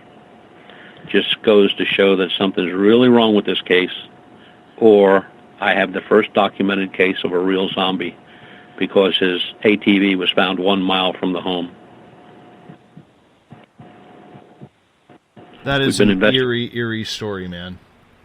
We've been investigating the case now for 6 years. There's 4 investigators from our team on it. 2 are active law enforcement. One's a federal officer, a private detective, plus myself. And we've accumulated tons of information, and everything we have is on paper, either by email or by mail. We have the autopsy report. We have the toxicology report. And the conclusion was they said he died of a cocaine overdose. When we looked into that with the toxicology report, the amount of cocaine that he would have had to take to have that kind of degraded amount of cocaine in his body, he probably would have dropped dead within 5 feet. They said he was a known cocaine user. We can find no evidence of that. The state police couldn't find any. We couldn't find any. Our investigators couldn't find any.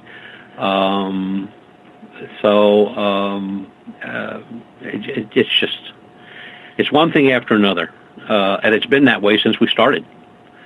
And I don't take any information by word. It's either, a tape phone call, which I tell them I'm taping them, or it's email or mail or face-to-face where I even record that conversation. We've been lied to by pretty much almost everybody we talk to, so I don't know what the big deal is. If they all say he died of cocaine, then we have the other group that says this guy never took cocaine, never did drugs in his life. So we have those two factors to deal with. And then we were lied to by the police department. They said they were investigating it, and then we found out it wasn't them, it was the state police. The coroner lied to us. Fire department, they won't give us any information, even though it's a law that they have to give us the information, which we're going to push shortly. We just give them a little time to think about it. But we have a law here in Pennsylvania that's the right to know law. So if I want to call the local fire department and find out on such and such a day or day before and day of and day after how many calls they had, where they responded, what engines responded, how many men were on the scene, they have to tell me. They've blown us off a number of times. The cops have blown us off the same way. FOIA requests that we sent in are just sent back with stupid stuff like, well, you got this is spelled wrong. So the case is active. Yes, we have gotten some new information from some law enforcement personnel that were not directly involved with the case, but on that day they were close by on another case, and there were some things they saw that was very interesting to us.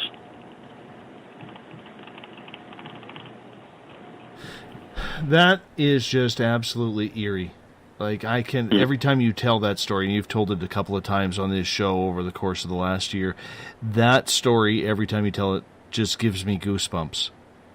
Well, one of the things that kills me is there's a small group of folks out there, a couple here in Pennsylvania and one out on the West Coast, that say they're investigating this case. They haven't investigated anything. They've never been to the home. We've been in the home. We've got photographs of the home, the property, the tree. We got all the information we need. We've been up there numerous times. We've talked to many people up there, and they don't know any of these investigators, and I'm just pretty much about ready to unload on them also. Look, if you're going to investigate something, then go investigate it. Don't rely on me going out investigating it and you all of a sudden standing up taking some kind of glory in this thing that you're doing this and you're doing that, because you didn't do anything. And, I'm pretty much at that I've had it mark with those folks.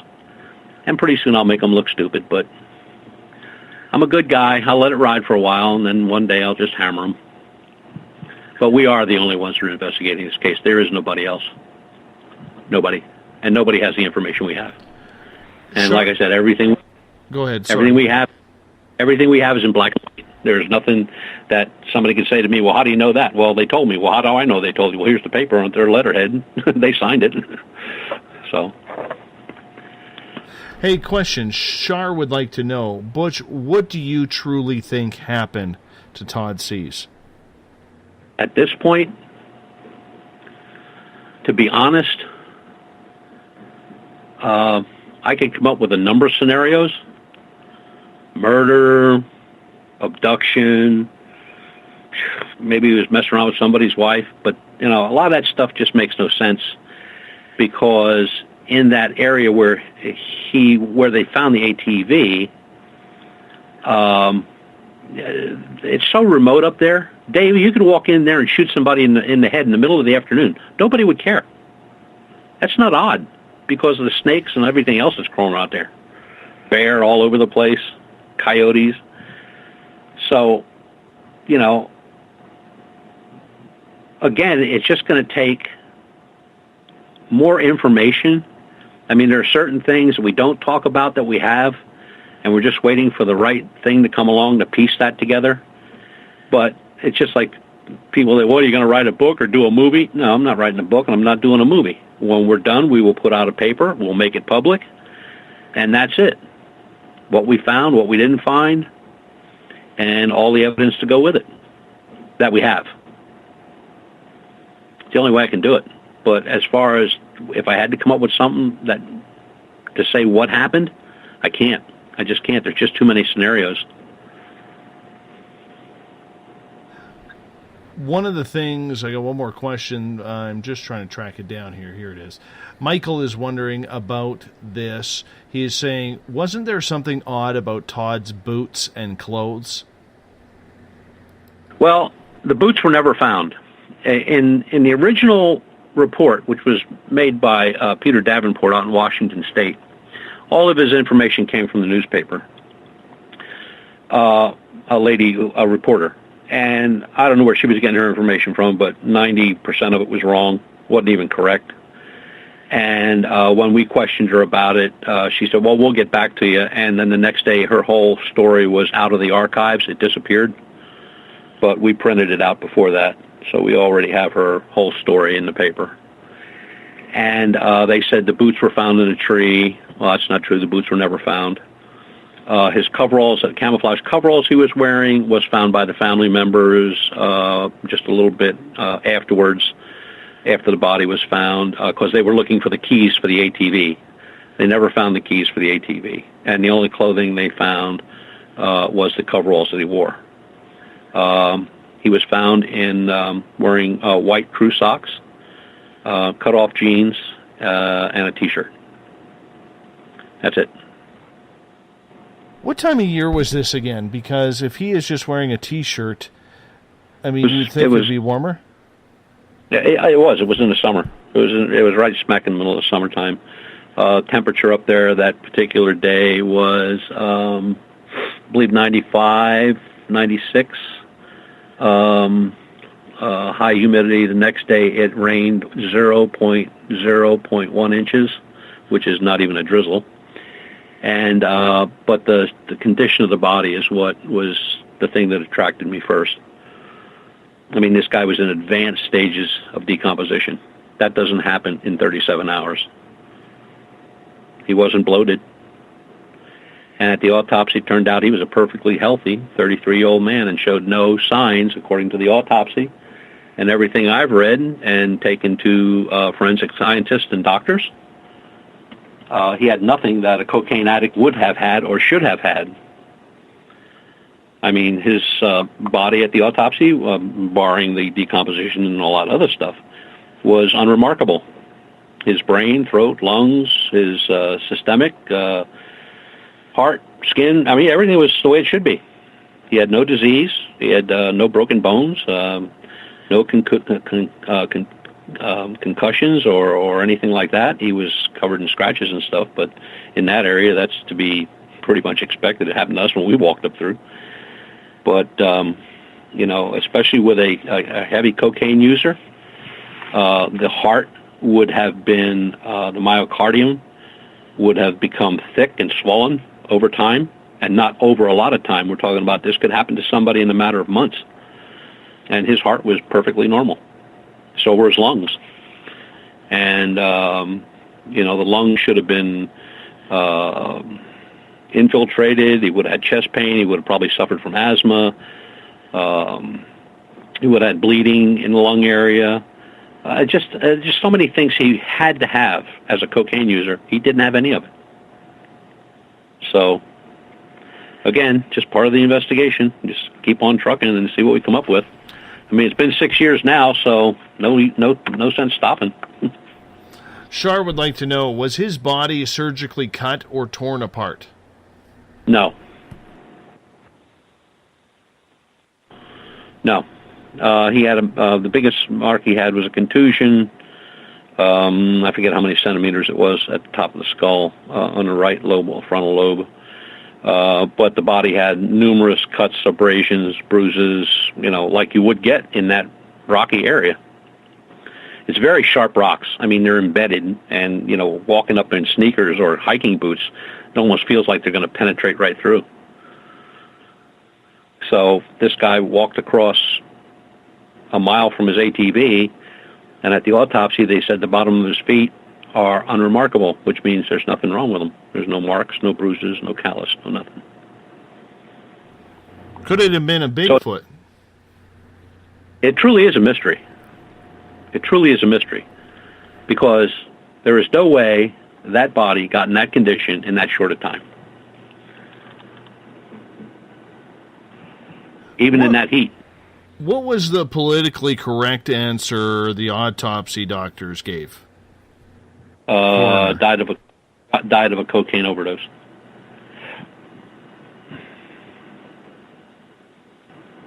Cocaine toxicity was the official word. But I'm having a problem with a body that's laying 25 yards from a house, and the people that are searching for this guy are walking past this body, not 15 feet up a road, the only road, and they don't smell him? Yeah, that seems odd. You ever come across something in the woods that died recently? Some bloated old deer or whatever, possum laying there? They reek. We're talking about 250 searchers. We're not talking about just family members. There were 250 search members out there. Bloodhounds, cadaver dogs. I've worked with cadaver dogs. A cadaver dog could find your body under 6 foot of dirt. No problem. But evidently they were walking by this body the whole second day. Kind of hard to swallow. Who found him? Was it a police officer? Was it a family member? Well, there you go. To just show you how that works. The coroner, the son said he found him. The chief of police said he found him.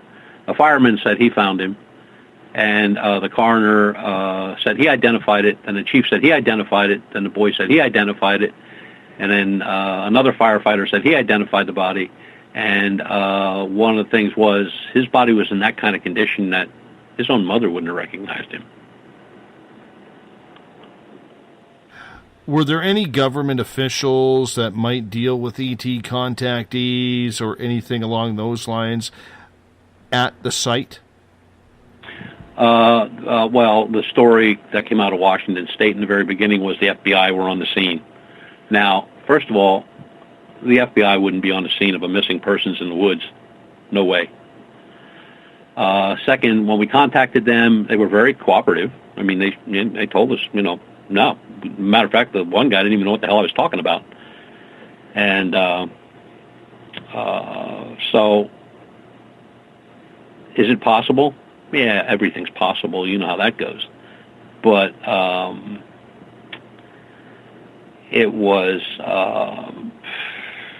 the witnesses that were there, according to the paper and the report out of Washington, of a craft parked over the power lines where the ATV was found, and two fishermen thought from their boat they saw a gentleman, or they saw a body being pulled up into the craft wearing his underwear. Well, he was found in his shorts and a T-shirt, so maybe at that distance it would have looked like his underwear. Were there any spaceships or spacecraft seen in the area in that 37-hour stretch? No, just the one report. Now, since that time, we've had 3 reports of craft in that area.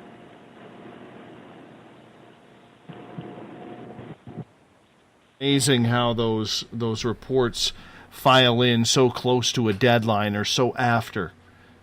Mm-hmm. Hell, you just have to look at the election these days and see how many women who've been silent for 30 years have all of a sudden the last 2-3 weeks coming out saying Donald Trump's a pervert. I mean, that's just the way society seems to work these days, and whether we love it or hate it, just sometimes doesn't make sense.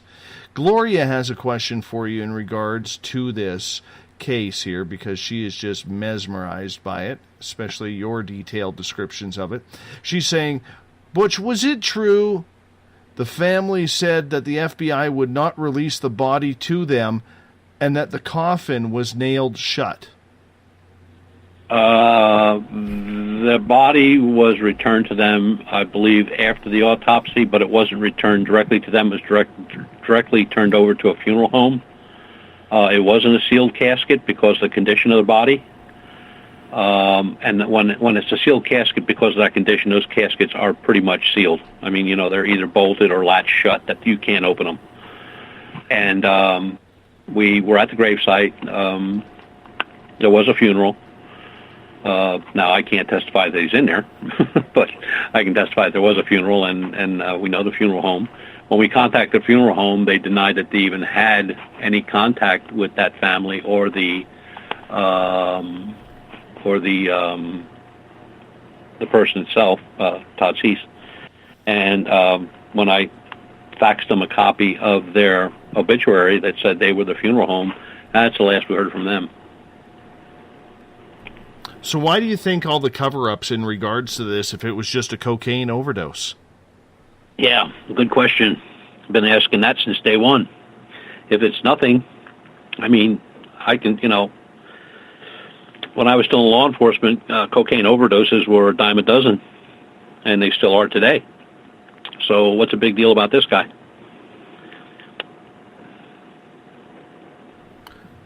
And yet there was no NSA, CIA, Black Ops, Men in Black seen in the area? No. Mm-mm. Weird. Question from Ron. Is there any anomalies to the soil, such as radioactivity, EMF, or chemical changes observed in the location? There's nothing growing where he was found. The tree is still there. It's starting to rot now because it was broken off to begin with. I guess it was taken down with a storm or something. But there's nothing growing around that area, no. We took samples. We took control samples, and we took samples underneath the tree, and we took samples of the tree, but they were unremarkable also. How many people are currently investigating this besides you, or is it a closed case? Oh, no, it's an open case. It's myself and 3 other investigators from my team, my cold case team. Is there any new information that pops up every now and again, or are you just going by story after story? No, we were actually looking for some collaboration from law enforcement. We never got any from them, but we did get from another department. About 3 months ago, I got an email from a retired officer who now lives down in North Carolina, and said he'd like to talk to me. So I called him, and we conferred back and forth, and I had my investigator from Florida get a hold of him, and they've talked, and he gave us some really interesting information that we didn't know. So slowly, you can't keep a secret forever. You know that. Somebody always talks, or something always happens, where some little piece comes out, and then, ta-da, now you're on the move again. And that's the way this case has been from day one. Months and months of nothing, and then all of a sudden, deluge of information, and then nothing, and another deluge of information. So I'm hoping that eventually those deluges will keep coming and we'll be done. Did you ever talk to that person who contacted you 3 months ago and ask them just what's with all the secrecy regarding this? Yeah, sure. And that gentleman was not involved directly with that case. As a matter of fact, 2 of his officers were out working on another case at the time this was happening, and it was things that they saw going on, which I can't talk about, that made him call me. And he actually heard my conversation about this on your show. No kidding. Mm-hmm. Wonderful. So now there's folks in North Carolina that listen to Spaced Out Radio. And here I thought it was just our news director, Eric Markham, and his wife. Interesting. I don't think so. Wow. Well, that opens I'm going to try and get... When we go down the Broad Mountain Lights, I'm gonna look up Eric. Yeah, you have to. You have to. Give a tug on his beard. It's a good beard. He needs a good tugging on that beard. Smarten him up a little bit. That's just how it goes. But do you think there will come a day where we finally learn the truth of this, or do you think this is a lifelong mystery that will go with so many different mysteries that are out there and just stick with the dead in the grave? No, we'll come to a conclusion. I'm pretty sure we will. I mean, we've gathered too much information for it to be just fluffed off. And, I've seen other people write stories about it, talk about it, put it in books, and they have no idea what they're talking about. I mean, I could discredit every one of them in a matter of minutes because they just don't have the information we have. And I know they don't. I mean, you know, once somebody sends you a piece of information, and then after they send it to you and you have it in your hands, and then they decide or they talk to their attorney or they've done this or that, and they go like, oh, shit, he's the last person we should have gave this to. And then they try to get it back. You know you have something. Of course, you're not giving it back. Eric Cooper would like to know when the body was found, were there flies or maggots on it? Loaded with maggots, yes. I'm still baffled by this timeline. Yeah. Quite a timeline, isn't it? I'm really surprised that if it was an alien mutilation, that nobody in the area had seen any UFOs. Mm-hmm. Yeah, well, that and the fact that, you know, 250 people have been walking by this body from 6 o'clock in the morning till 7-something at night and didn't see it, nor did they smell it. So, where'd the body come from? Shar wants to know, do you hide your evidence in a case like this so government officials or anybody else doesn't try to steal it? Well, they can steal what I have here at the house, but there's many copies that are well protected. And should I turn up missing one day, all the information will come out. Eric Markham, who is our resident scientist and in North Carolina, is asking, do you know if there was any forensic entomology done? If I was the investigating officer, I would have done it, but evidently the investigating officer in this case did not. Wow. Incredible. Matter of fact, on the autopsy, toxicology report, two things stood out that just, I had to chuckle, because the last thing on there to look for was cocaine. The first thing to look for was moonshine. Has the family been told to shut up? The family, with the exception of 3 that would talk to us, and they haven't talked to us for a long time now, about a year, because they really realized that we knew more than they thought we did, especially when they tried to lie to us, and we brought that up, that, no, that's not right. This is what you said, and this is what you sent. So, but one of the things that was, you know, it's amazing. We have people that were friends of his that are more than willing to talk about the guy. And then you have family members that won't talk a word or say a word about the guy. And even the family thinks cops did a bum job. But you can understand that. They just want to let the dead, you know, live in peace. You know, the old cliche that goes along with that. Absolutely. But see, let me tell you how that works. When the family went out looking for the coveralls, or looking for those coveralls to find the key for the ATV, they found the coveralls. They went through all the pockets. There aren't that many pockets in coveralls. And they didn't find anything. Pockets were all empty. No, there wasn't even a handkerchief in there. So they turned them over to the police. And the next thing, the police contact the coroner, who contacts the doctor performing the autopsy, and it's in the autopsy, that now they don't say family, they say they. Now, it came from the police, so you assume they're saying they found it. They found cocaine in the pocket. Now, if that was my brother and there was cocaine in that pocket, do you think I would have turned that over to the police? Even being a former law enforcement officer? No way. I'd have buried that in the ground.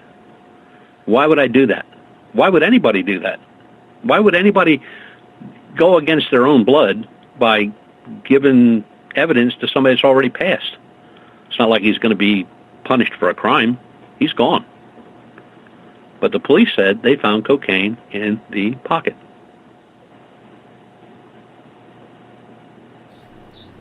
Interesting. Very interesting indeed. Gloria is asking, I thought there were some reports of UFOs during that time. The only report during the time was the report that was supposed to have taken place the day he went missing. And that was, excuse me, a craft was seen above the power lines, a beam projecting out and pulling what they said looked like a man being pulled up in his underwear into the craft. And then the craft went away. That was the only one in that area at that time. Now, we have found through investigative endeavors that there was another sighting the evening of, which would have been the day he was missing completely before the next day. And there you go. It was a craft. And the witnesses are law enforcement officers, so. And they contacted us. We never found them. We didn't even know they existed. Is this the only case of its kind, Butch, or do you think there are others out there that maybe just haven't been or haven't come out from underneath the rug yet? Well, yeah, there's many cases of missing people that are never found. Plus, you have people who are found that didn't even know they were missing. This case is just kind of odd because everybody knew he was missing, and evidently he was there for the whole day, the second day of the search, and nobody found him till 7:54 at night. Elizabeth Anglin, who works on Space Out Weekend here, she is saying, quick remote view on this topic. I see him seeing something large and black flying towards him out of the corner of his eye, and he is shocked and frightened when he looks towards it.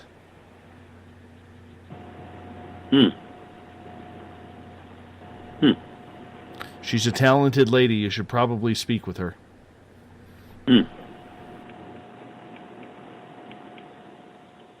Yes, I will. Yes, Elizabeth, make sure you hook up with Butch Witkowski privately after this, and maybe you can fill him in on a little bit more. She's a very, very talented, intuitive lady, and I know that from personal experience, so you have my word on that. At this point, we'll take all the help we can get. It's just, it's the weirdest case I've ever worked on. Just when you think you have something, it goes away. You explain it off, or it proves to be, wrong. And then within a day or two or a week or a month or 6 months, something pops up that puts you right back on the path again. Joe, oh, sorry, please.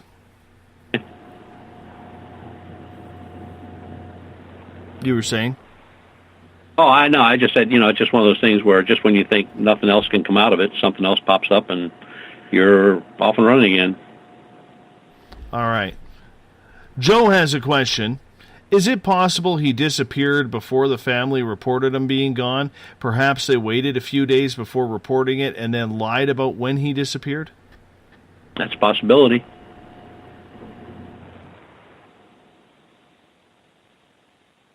Like I said, you could come up with 100 scenarios of what could have happened.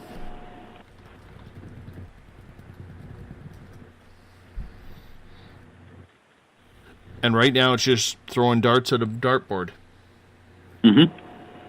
But eventually we'll hit a bullseye. And that'll either come in the form of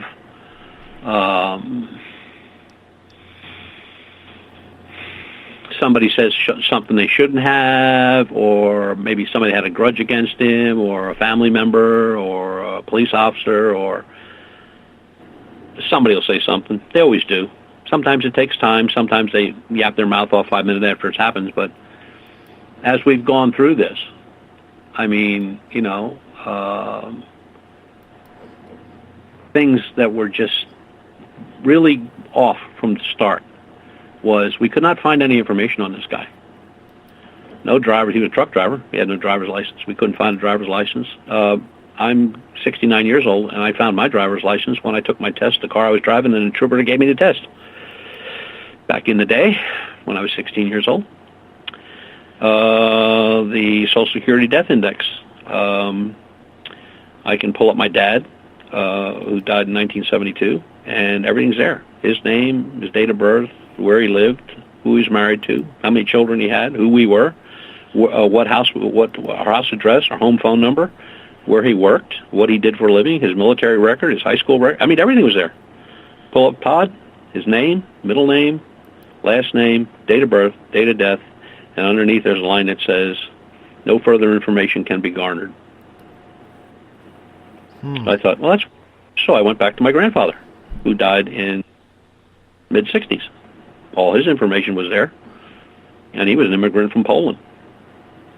And they had all that information, where he was born, where he lived, what he did over there, what he did here. They didn't even have Todd as being married or having children. He had no hunting license that we can find. The only criminal thing we found on him was a traffic ticket for doing 45 in the 35 zone, which he paid. No birth records, no divorce records, no high school records, although we did find his high school pictures in a library. What else couldn't we find? No military record of any kind. The only work history we had was he drove a bread truck. That was it. Nothing prior to that or after that. It just on and on. You know, it was just weird that a guy that's an avid hunter doesn't have a hunting license in the state of Pennsylvania. Avid fisherman didn't have a fishing license. Drove a truck, didn't have a driver's license.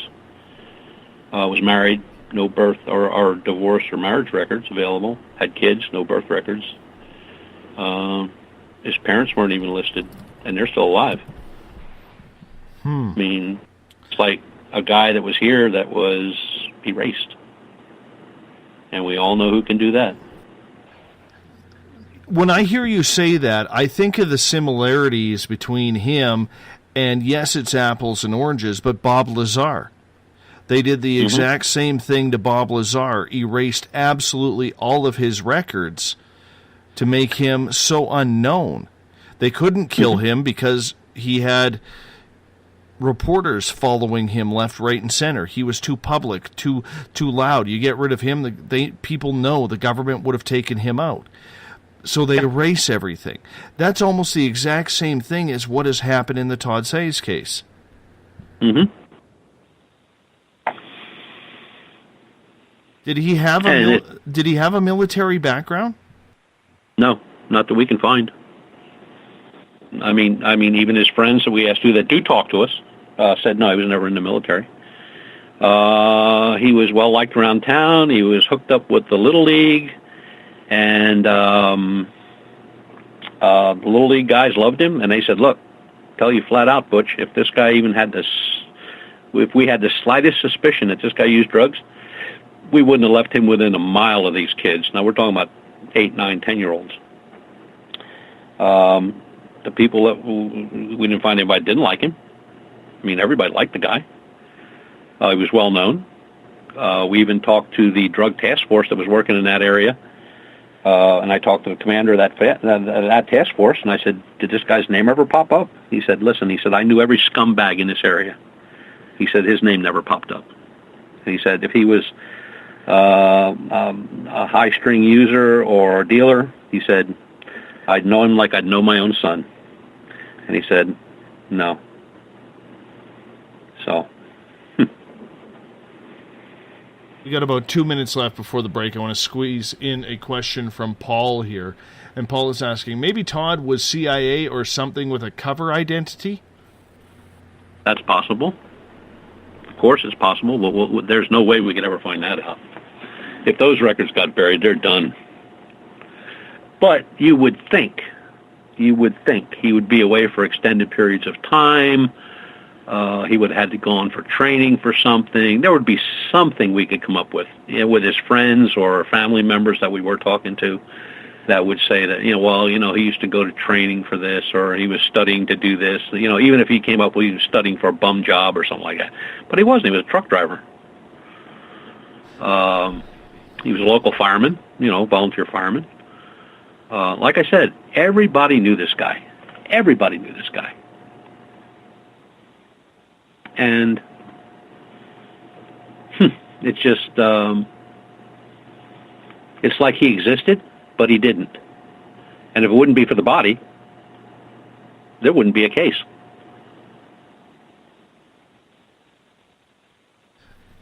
Strange times. We got a few more questions coming at you about this coming up, but there's no point in getting into those because we're going to be at a break here in just a few seconds' time. Butch Witkowski joins us the final Monday of every month. Strange Days is his topic. I love talking to Butch. No BS banter. Just get right to the facts, get right to the point. That's why my audience loves you, Big B, is because there's no BS around here. It's straight answers from you. Absolutely. That's what I love. Butch's website is uforcop.com, and we will be heading out on a break right now. You're listening to Spaced Out Radio. I am your host, Dave Scott. We'll be back right after this. The SOR Sightlines is a place for you to find answers to your strange experiences. Hi there, this is Mike Schmidt. If you have had an encounter with ghosts, UFOs, Bigfoot, ETs, or anything else that doesn't make sense, head to spacedoutradio.com and file a Sightlines report. All information you give is 100% confidential, and I will personally help you find the answers you need. SOR Sightlines, your answers are a click away.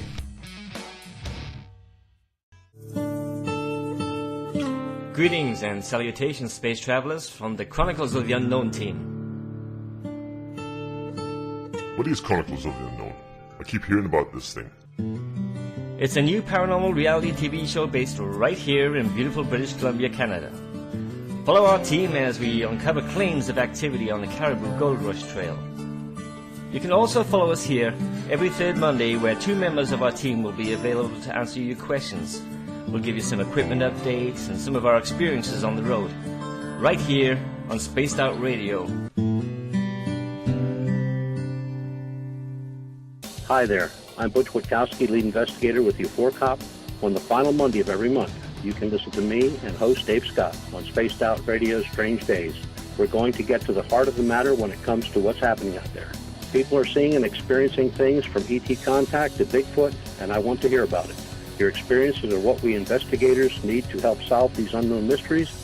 So tune in at spacedoutradio.com to the final Monday of every month from Butch Witkowski's Strange Days.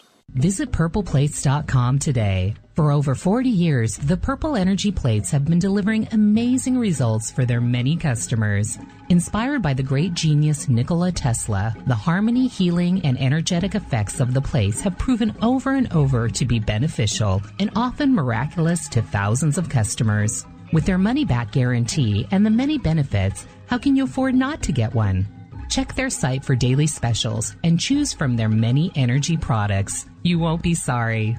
Visit them today at purpleplates.com for mind, body, and spirit, and expect a miracle. This is your medium, Joanna, from Spaced Out Weekend, 2 mediums and a large. I would love it if you would come and join us with host James Tyson every other Sunday on Spaced Out Weekend. Together, we will take your calls and your questions live. Our goal is to provide you with a positive outlook on deep questions that you may have. Questions regarding love, relationships, money, or whatever else is on your mind. Come and check us out at spacedoutradio.com. Have you checked out the SOR Spacewire at spacedoutradio.com yet? Every day we post the latest stories regarding the weird, strange, and completely unbelievable. From cryptid and UFO sightings to the conspiracy world, we tackle it all. Hi there, I'm Eric Markham, Spaced Out Radio's news director for the SOR Spacewire. And if you have a story, I want to hear it. Email me at news@spacedoutradio.com. Patrolling the Pacific Northwest, we are always on the lookout for the strange and unassuming stories that real people are experiencing. Hi, I'm Vincent Zunza from Pacific North Weird. Me and Alexandra Sullivan have teamed to bring to you those odd stories that never seem to make it into the mainstream. Stories so weird that will leave you scratching your head wondering, is this real? It's as real as it gets with Pacific North Weird. You can watch our videos right here at spacedoutradio.com. Become more intimate and interactive with Spaced Out Radio. Join our Space Travelers Club with your new membership. For $5 a month, we'll provide you with special access to the website, monthly prize draws from books to psychic readings, along with monthly newsletter, private interviews, and more. Sign up today to be part of Spaced Out Radio's experience. Every month on Spaced Out Radio, we look into the deep and dark reports of cryptids roaming around the world with me, Rob Morphy from Cryptopia.us. I would love it if you would join me and host Dave Scott as we delve into the most arcane stories and reports regarding creatures of the unknown. My job is to hunt down the details and bring the evidence forward to you. These aren't your regular Bigfoot stories I'm talking about either. You can find out more about crypto history at spacedoutradio.com. Looking for a place to advertise at a very reasonable cost? Look no further than Spaced Out Radio. SpacedOutRadio.com has an advertising tab that you can click to check out our daily, weekly, and monthly packages to play on the radio, or our website including social media. From commercial spots to banners, we have it all. Check out our competitive pricing today.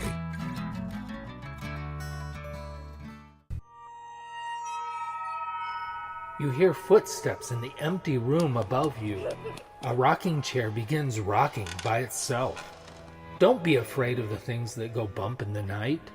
Reach for Spirit Storybox, the iPhone app the Huffington Post UK called the only ghost hunting app you will ever need. Spirit Storybox. The spirits are telling their stories. Are you listening?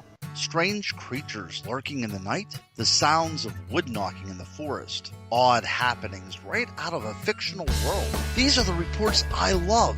Hi there, this is author Ronald Murphy, and I would love it if you join me and Spaced Out Radio host Dave Scott the second Wednesday of every month on our journey into the unknown land of cryptozoology at spacedoutradio.com. From Mothman to Frogman and everything in between. Hey, they don't call me the crypto guru for nothing. Did you know that Spaced Out Radio runs 7 days a week? Hi, it's James Tyson from Spaced Out Weekend. Every Saturday and Sunday night, starting at 9 p.m. Pacific, midnight Eastern, you can join me and my guests for some great chatter about what's going on out in the universe, or even in that dark part of the basement you really don't want to go back into.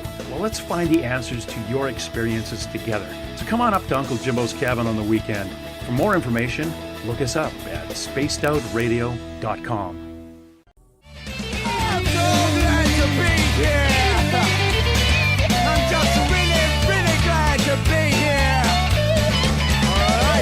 Would you like to connect with us on Spaced Out Radio? Head to spacedoutradio.com to check out the latest shows, guests, and sponsors. And don't forget to sign up for the Space Travelers Club. You'll find all you need at spacedoutradio.com.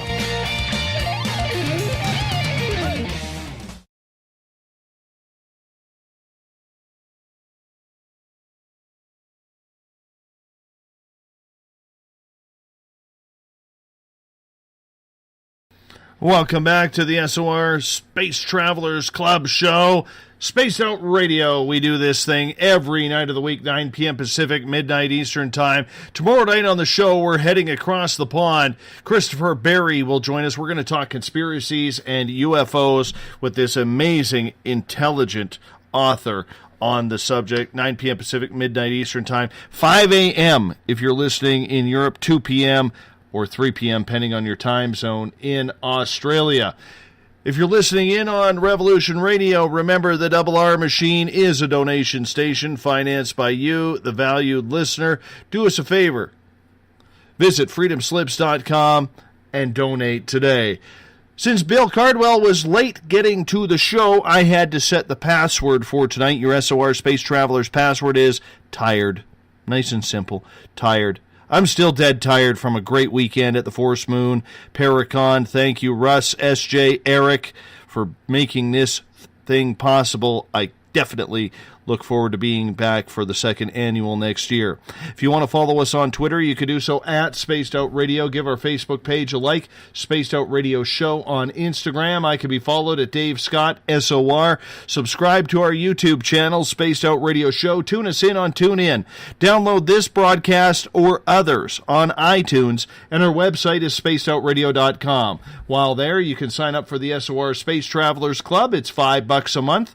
You get a bunch of different things that we give you, unlike the other guys who just give you access to their archives. You can listen to our Music Man Bumblefoot on our website, check out our recent blogs, read up on the SOR Space Wire, and if you have a weird report or a sighting that you just need someone to talk to about it, fill out the SOR Sightlines report. Mike Schmidt will get back to you ASAP. All your personal information is 100% confidential.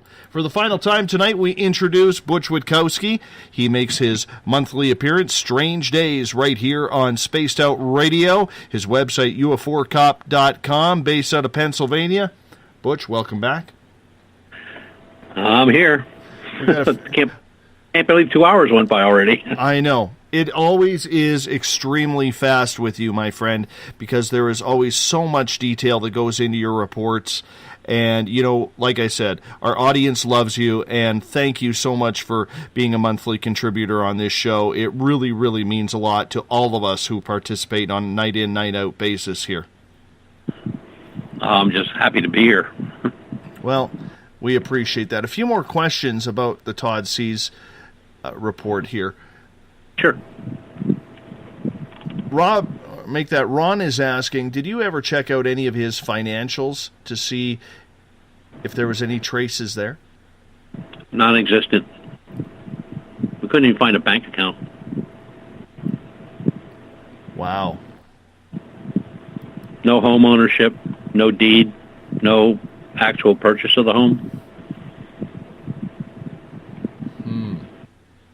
The wife sold the home not very long after he passed, I think a year, and the home is still empty. It's gone up for sheriff sale a couple times, but they pulled it off because really nobody was looking at it. It's a big home. It's a lot of land, 10 acres, got a pond.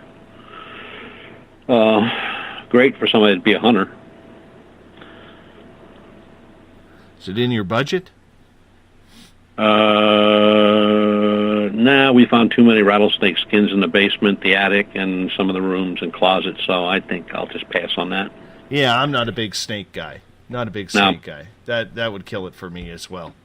Yep, not me either. I'm not real keen on, I don't care what kind of snake it is. What about if he was in a witness protection program? Would there be any way to trace that? No, I don't think so. No. Paranormal activity that was strange, that maybe a poltergeist or something demonic may have got a hold of him? That's possible, sure.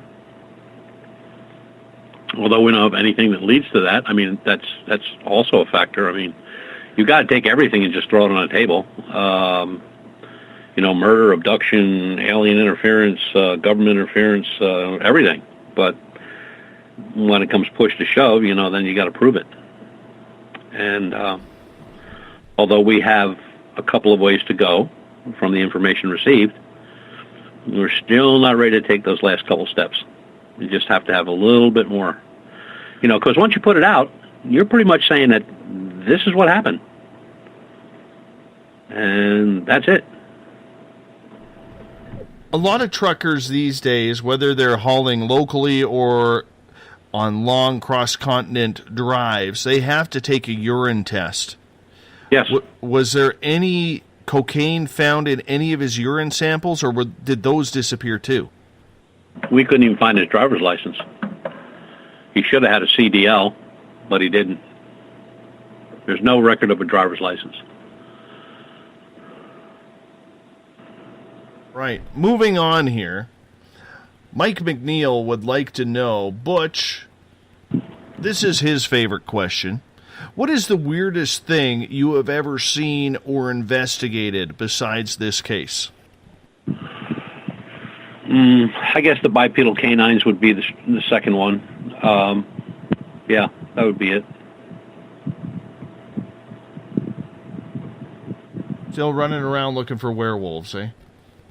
Yeah, unfortunately. But it is exciting. We just were up in... we got a call 3 weeks ago, I guess now. Yeah, 3 weeks. From a gentleman who's been hearing very strange screaming and howling in the woods near his property. And then that was corroborated by a neighbor. Now, the one guy is retired chief of police. The other guy is an active police lieutenant. And we made the arrangements to go up. We drove up, met them. They told us what was going on, what happened, what they hear.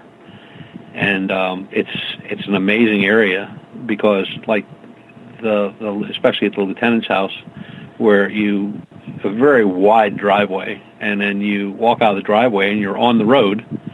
And if you walk across the road, you have to look up because there's the mountain. It's just trees going straight up the mountain. And he says now it could be, those noises could be coming from anywhere on the mountain. It's a very large area. He said he's lived there since 1997. He's never heard anything like it. And he says he knows the woods like the back of his hand. And the whole time we were there, we were standing outside on the property talking. And he was a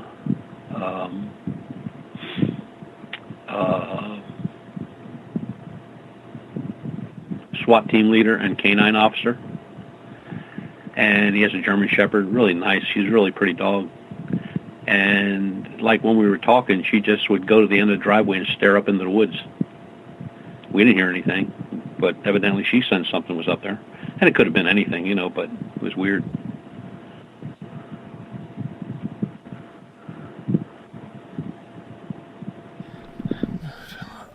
I love the weird stuff. You know that. Absolutely love the weird stuff. It's kind of, what we're going to do is we're going to try to have a town hall up there to see if there were more people that heard these sounds, and see what we can come up with.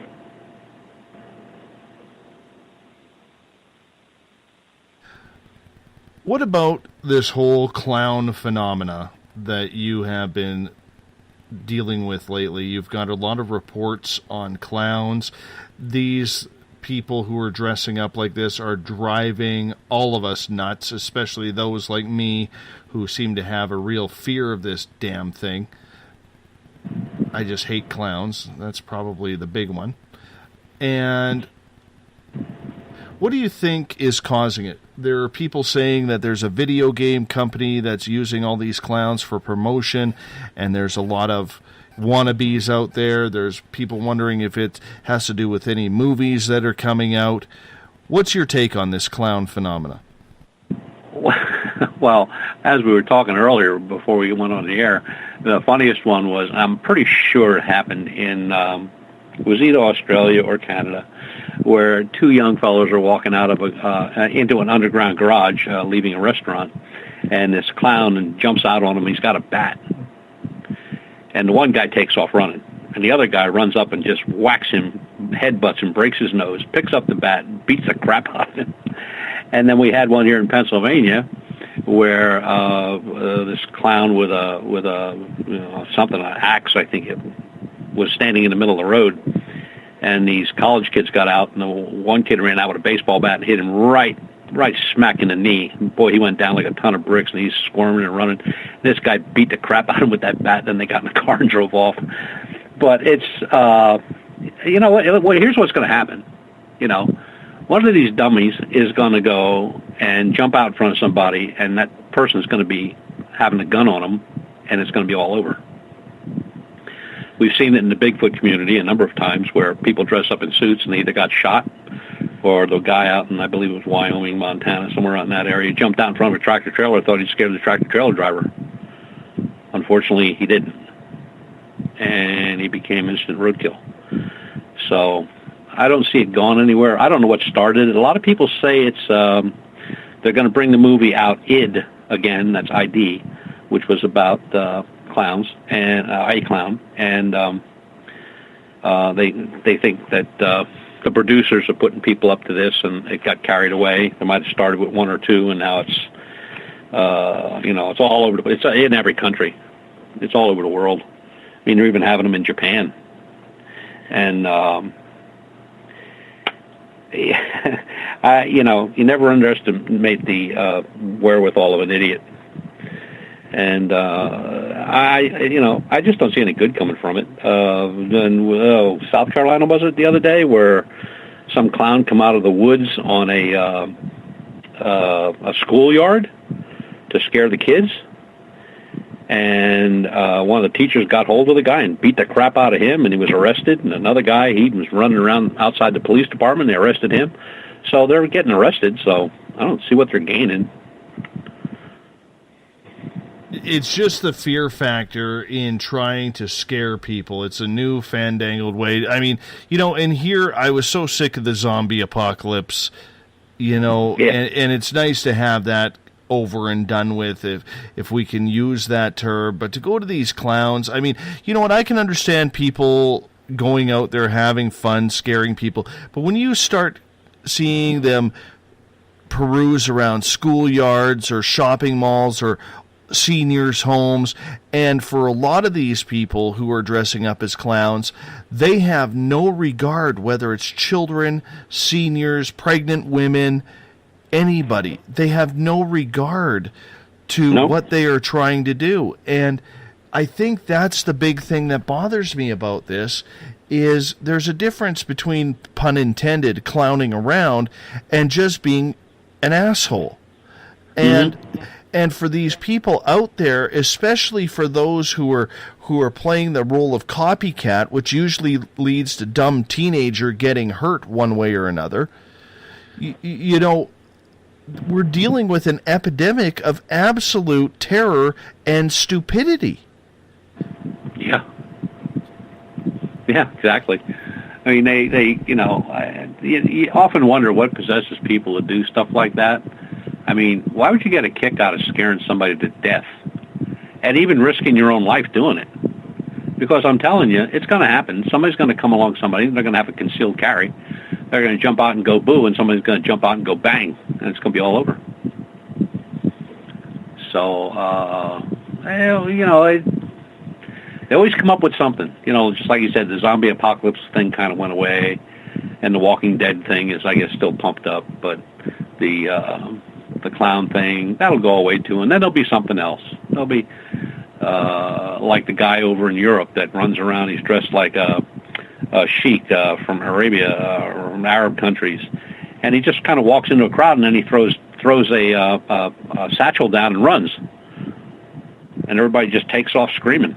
He thinks that's funny. I have seen those videos. He's going to throw that satchel down. A police officer is going to pull a gun and blow him away. That's what's going to happen. Because in a lot of other countries over there, they don't ask too many questions, especially where they've had those types of attacks. But this guy's a piece of work. Now they're doing it in California, of course, where he runs up into a crowd in a bar, or goes into the pizza shop and throws a bag inside, and people are diving through windows to get out of the place, and somebody gets hurt or gets killed, that guy's going to be held for murder. It's definitely not cool, and I think it would be one of those things that I would be, and I think I'm in the majority here, very happy to see this die off ASAP, because it's really not going anywhere. I guess the good part about this is the police are taking this one much more serious than they did the zombie apocalypse, and they're trying to nip it in the bud before it gets too out of hand, even though it has gotten out of hand in one way or another. But they seem to be, going very hard at cleaning up this idiotic clown problem that's going around. Yeah, these folks, they really need some help, or they need to really get a life. Get a hobby, go chase bipedal canines or something. See if you can scare them. Definitely. I just can't stand it. I cannot stand it. Besides the clowns, bipedal canines, and UFOs, what are some of the strange creatures that you have been asked to investigate where people have come up? And I'm thinking maybe gargoyles or goblins, trolls under the bridge. Hell, even my other nemesis, garden gnomes or something along those lines. Pterodactyls. Flying dragons.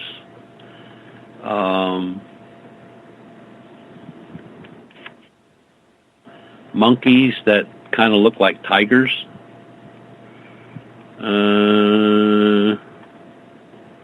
Stone men. Cave dwellers.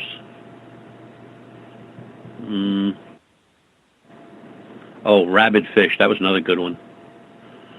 The guy had a rabid fish in the freezer. Yeah, those are a couple of the best ones, I think.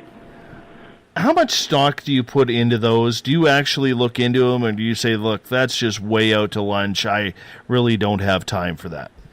No. I'll look into them. I mean, especially the one where the lady, they were talking about they were walking in a small wooded area, not a big wooded area, just small trees, thin trees. And they walked just on a walk, and it was it had snowed the day before. It was like 2 or 3 inches of snow on the ground, and they saw this huge bird. They described the color and everything, and they said its wings stood out, and she said it had to be prehistoric. It was that big. And then when I sent her a picture of a blue heron with its wings extended, she said, that's it. So sometimes it's just people don't realize what's in their own state. I mean, we have blue heron around here like crazy, and they're very large birds. Yes, they are. We have Hawk Mountain Sanctuary, which isn't too far from where I live, and that's a sanctuary for raptors, eagles, hawks of all, I mean, if somebody wants to see a big bird, look at an owl. Look at a large barn owl, and look at that wingspan. It's huge. Doesn't look that way when it's sitting there. I mean, they're big, but you see a blue heron, I mean, that thing, its head tops like 5 feet, a little over 5 feet. And, when they take off, I mean, they're gone. It's like, whoosh, they're gone. And they're big. The wingspan, I think, on them is 10 feet wingspan, 11 feet, something like that. And the only thing it comes close to is a condor. And people say, oh, you'll never see a condor here. Well, yeah, condors have been seen in Pennsylvania because they fly so high they get trapped in the I'm trying to think what they call it, the air that goes east to west, west to east. Give me a break, Butch. They get caught in that air, and they just glide, and they'll glide themselves all the way across the country. Slipstream, jet stream. That's what I'm looking for. Jet stream. I was looking for it too, my friend. Yeah, they get up in the jet stream and they'll just glide, and they might come from Northern California or Washington State or something like that. But next thing you know, they're in the middle of Pennsylvania in somebody's parking lot. But condors have been seen a number of times around this area, so it's disinformation, misinformation, however it comes out, whether it's accidentally or just not knowing what's in your area, or it's planted. It's pretty easy to figure out stuff like that. And I just saw where JAAR put on there about the Thunderbird legends. Well, the Thunderbird legends, depending on what tribe. If you look at tribes from the west, way west, most of the totem poles show eagles. And then if you go north into Canada, well, what's the biggest bird in Canada? Thunderbird. Yeah, so. I do believe the pterodactyls may still be around. I know there are reports in British Columbia. As far as Texas, I know Jonathan Whitcomb, who has been on this show, has looked very closely at the pterodactyl and its counterpart, the ropin. Are you buying the fact that maybe this prehistoric dinosaur has survived? There was just one recently in New Jersey that was seen in New Jersey. And it was amazing that, like, 2 days after that report came out, that there was a YouTube, of course, on this flying dragon, and somebody with really keen or probably knowledgeable movie sense of the old movies put up the identical film strip from the movie Rodan, which was back in the 50s. When it was flying over Japan, and this is the same creature. So, again, the disinformation, misinformation, and then the stuff you just can't figure out. Like, everything's possible.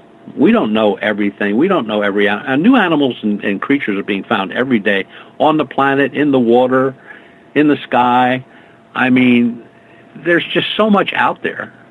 And, people, when they look at something like that, they really should just do a little homework. A few quick searches might get you an answer. Like the lady with the blue heron. Once I showed her the picture, she said, yeah, that's it. She said, but when I turned around, it disappeared. Well, yeah, it flew off. Wasn't going to stand there. And, when you start to tell somebody the size of a condor, they don't believe you. I mean, you're talking about a 12 to 14-foot wingspan, and they've already been measured at 16 feet. I mean, you're talking about a small aircraft. So, like I said, I keep an open mind until it's proven otherwise. Everything is a possibility. People have been saying, well, they haven't found Bigfoot in 50 years. Well, that doesn't mean he doesn't exist. That just means he's smarter than the people that are out there looking for him. And if he's been out there all that time, he's pretty much got it down pat, how to make himself go away or hide or become one with nature. I'm not quite wrapping my head around the interdimensional thing yet. It's a little hard for me to wrap my head around because nobody has actually seen him come out of any type of wormhole or whatever and then go back in. They just say they lost the footprints, so he must have been interdimensional. So I think just keeping an open mind keeps it interesting. Well, put it this way. I didn't know until I moved up here that every summer a bunch of pelicans arrive from California and Oregon and down in Mexico. They fly north for the summer, stay for a couple of months. Maybe it's to cool down. I don't know. Maybe it's to breed. But every year during the summer, they do a pelican count around the lakes here. Mm-hmm. Oh, yeah. You don't expect a pelican in central British Columbia. No, nor do I expect seagulls in Denver, Pennsylvania.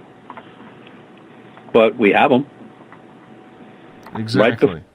Right before they head back toward the water, toward the east. They're all over the place.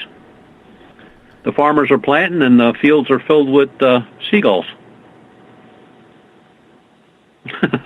I don't know if they are down there, but I know up here seagulls are actually a protected species because they are good for the environment. I think they are here too, if I'm not mistaken. I could be wrong on that, but I'm pretty sure they are. I have a question from Paul.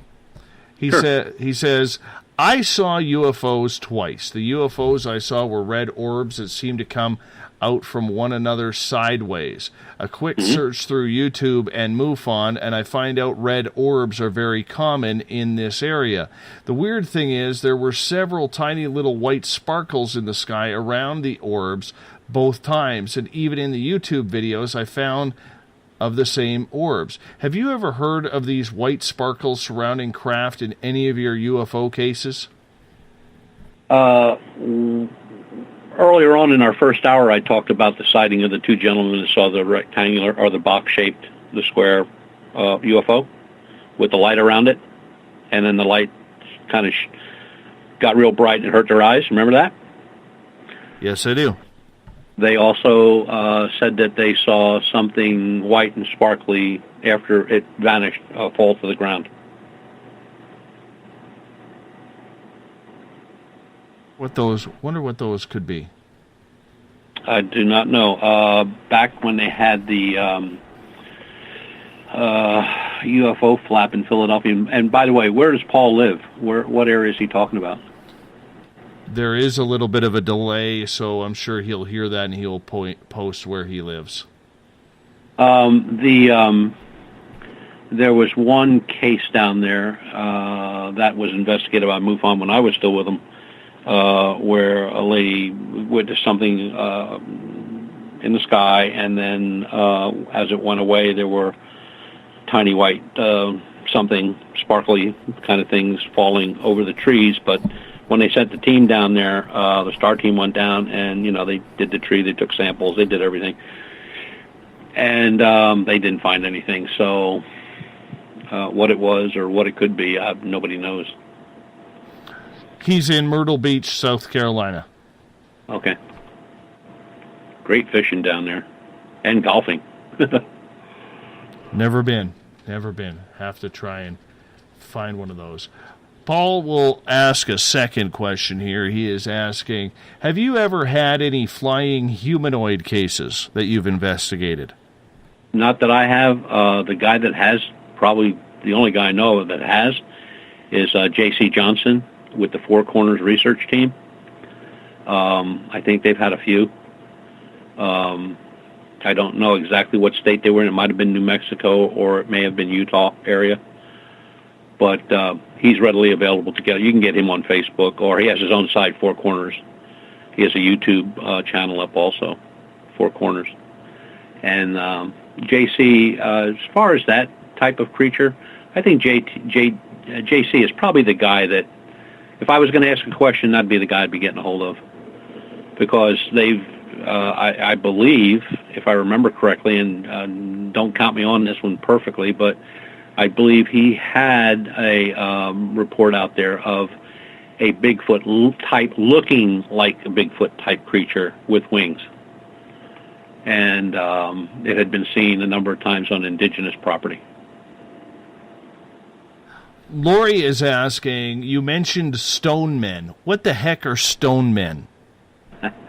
Well, that was my first thing when I got the report, but when I talked to the person, they said, well, it looks like a human being, normal human being, but instead of having skin, it looked like it was covered in stones, and stones like the size of your fist type stones, like the whole body, the head area, except for the facial area, which was more human-looking but kind of rugged, and it lived in a certain cave on the property, which we went and drove the 6 hours to the cave and found absolutely nothing. No footprints, nothing. As a matter of fact, the cave was just covered in cobwebs. But she said it was in and out there every day, so in and out every day, there'd be no cobwebs. But it was, it was worth a look. But that was her description of the stone man. It's amazing how people describe things. I want to get back to Bigfoot here for a moment. Mike is asking, there's a lot of rumors out there and a lot of stories out there, especially from First Nations and spiritualists, who believe you do not find Bigfoot. Bigfoot allows you to see them. What is your opinion on this? Agree 100%. Look how many of these shows that have been on TV. Now, I'm understanding they're reality shows and all that goes with it. But, you have people that I know that are decent researchers that go out constantly. They've tried everything in the world to draw these things in, and nothing. And in one case, probably 2 years ago, they were walking back to their truck to leave, and one walked across the road in front of them. They'd just been out there for 3 days, knocking on trees and marching up and down through the woods and streams and mud and dirt and everything else. They were dog-tired, and this thing just walked out and walked right across in front of them. So it just let them know that he was there. They just didn't find him. So I think that, yeah, they could do that, no problem. And they're probably very smart to do it also. There's one batch of researchers, and I'm going to say Washington State, maybe Oregon. I'm pretty sure it's Washington, but it could be Oregon, where they go out and they talk to the trees. And they think that these creatures turn into trees. Now, they asked my opinion of what I thought one time on a radio show, and I said, "You're not going to find me out there talking to a tree, not unless I'm really drunk,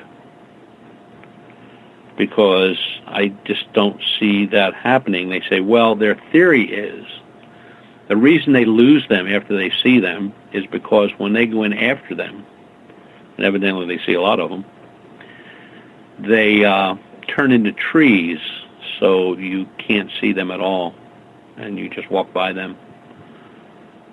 And these guys are serious. So lots of theories out there. Put theories at 100%. Results, 0. That's a new one for me. I'd never heard them as trees. Yep, trees. Yep, they turn into trees. And then I got a little silly with the guy. I said, so exactly what kind of tree did they turn into? And that kind of stumped him for a few minutes.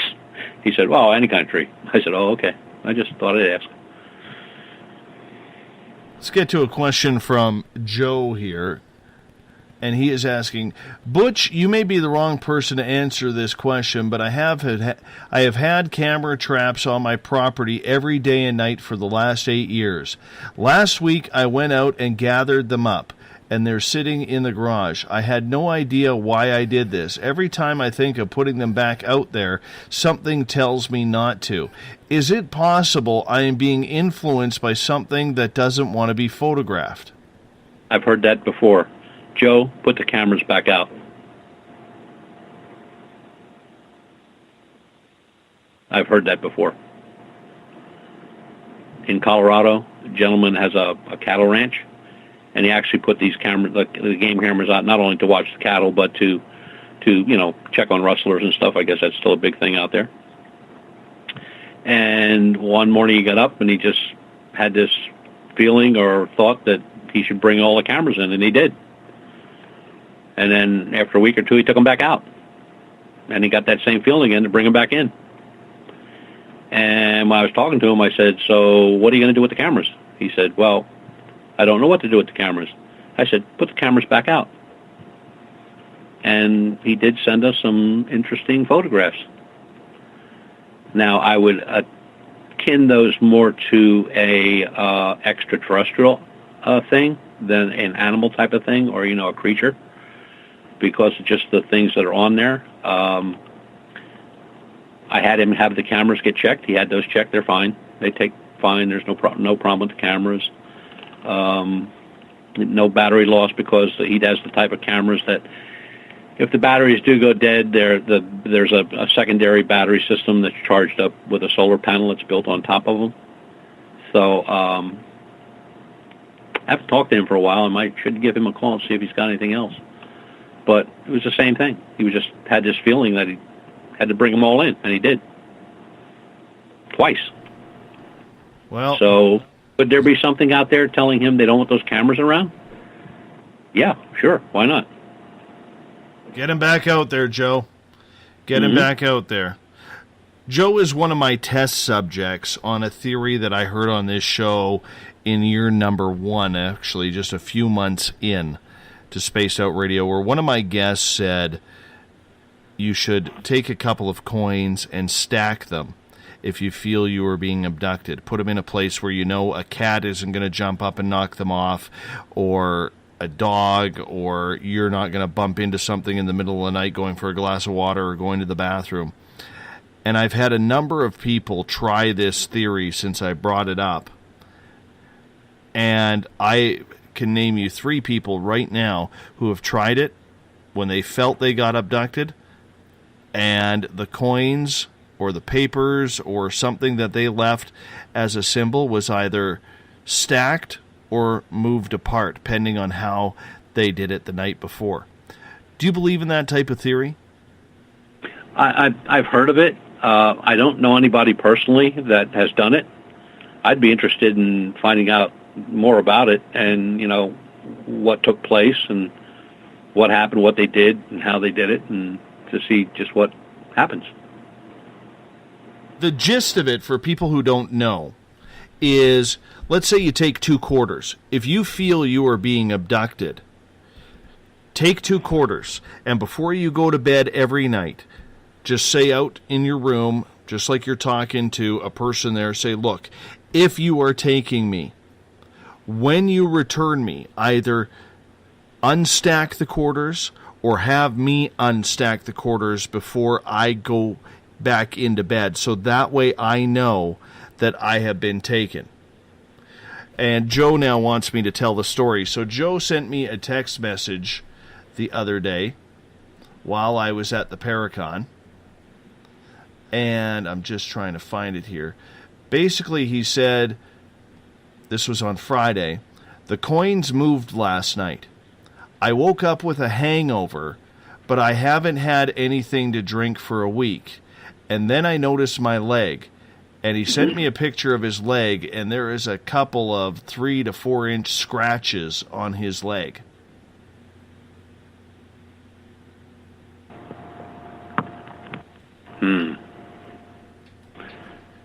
Now, is he attributing that to an extraterrestrial or a paranormal event? I believe it's extraterrestrial. Okay, because scratches are normally found in paranormal events, and in abductions, incisions, scoop marks, pinholes, triangular marks, very small, bruising in certain areas. I don't recall scratches. Scratches I recall in poltergeist, demon, station type things, but it's possible. I mean, you know. I have heard of scratches coming from extraterrestrial contactees before, so I can verify on that if you don't mind, and I know you'll take my word for it. Yes, absolutely. So it's very interesting with the coins. Yeah, that is. I never heard of that. I mean, I've heard of people saying that if you feel that you're going to be abducted or you have which everybody says they do have some kind of precognition that something's going to happen, and they say, you know, if you mention the word Jesus, it won't happen. Now, don't know how that works either. But Joe also has a lot of owl activity around his house.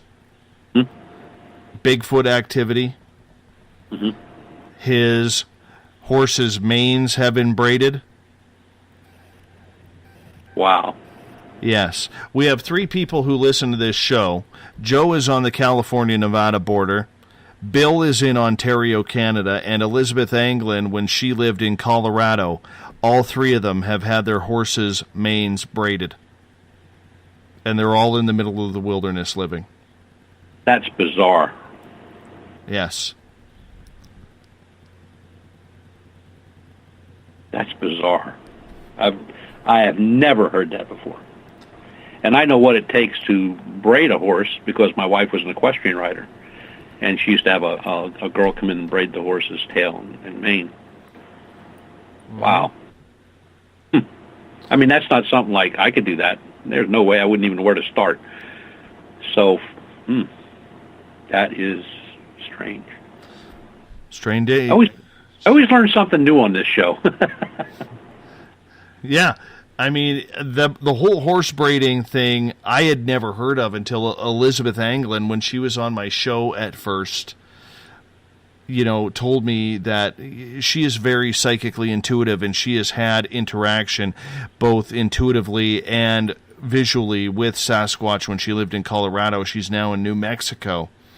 And she had brought up the braided manes issue, that apparently the female, there was a Sasquatch family in her area, and the older female, we'll call it the mother Sasquatch, enjoyed putting braids in the horses, and the horses didn't seem to mind. And then when Bill Cardwell and Joe Allgaier started hanging around our chat rooms a few months ago, they were like, yes, we've had that happen on our horses as well.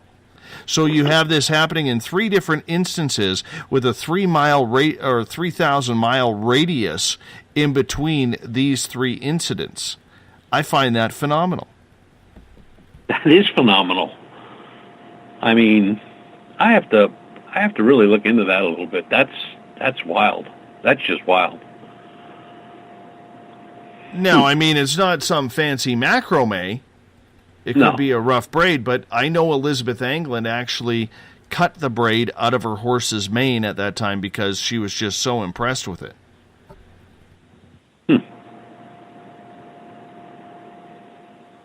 And I guess my thing was, why would they do that? I don't know. I mean, that's...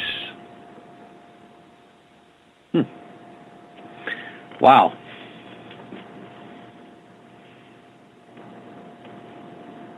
Indeed. So it's very, very interesting what can happen out there. Very interesting what can happen. So we're learning every day about things, my friend, and I guess just another one of those weird and strange theories to throw into the tickle trunk there, just to make sure you have it, just in case you need it. But I think if you look into it with people with horses near the edges of forests where there is supposed Bigfoot activity, I'm sure there would be a lot more reports than just the 3. Well, I'm going to find out. Well, you know what? Talk to Elizabeth Anglin about that, because she is going to contact you in regards to the remote viewing as well on the Todd Sees case. So make sure you ask her about that. I certainly will. Yes. And Butch, if you go into the SOR Space Travelers Club on Facebook, Joe has actually taken a picture of the scratches that are on his leg and posted it in there. Okay. I'll tag you on that. So that's just the way we do things. Try and be very, very astute and online here as we do it. Hard to believe we only have about 13 minutes left with you, Butch. That's crazy, isn't it? It is. It is. Have you, when you say you've seen the influx of UFOs coming around over the last couple of weeks, do you think that is maybe something to do with the political stance with an election coming up? Do you think it has to do with maybe something on their end? Maybe the U.S. security is down and the satellites aren't working the way they should for security. What do you attribute it to? Well, I don't think there's any way to do that because, I mean, they show up on a nice clear day. They'll show up in the middle of a volcano eruption or a disaster. Craft of one type may be seen, in Pennsylvania, and the exact same craft will be seen in China. I just, I've had that question asked before, and I don't even think there's an answer for that because they are what they are, and they are where they are. So, for many years, there were no reports in northern Canada. I mean, because it's desolate, very few people live there. When you get up into the Arctic and stuff like that, I mean, there were just no reports. Even in Alaska, areas of the desert in the Sahara, in South Africa, where no population whatsoever, and all of a sudden these sightings are happening pretty much all the time. So how do you explain that? I mean, there's no way. There's no timeline to base it on. There's no particular time of the year that they're more active than not. They come about in all type of situations, good, bad, or indifferent. People on the beach on a vacation see something at sea, or people on a cruise see something at sea.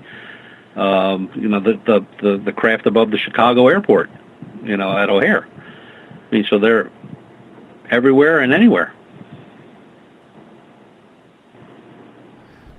Have you had a chance to look at that picture yet? Yes.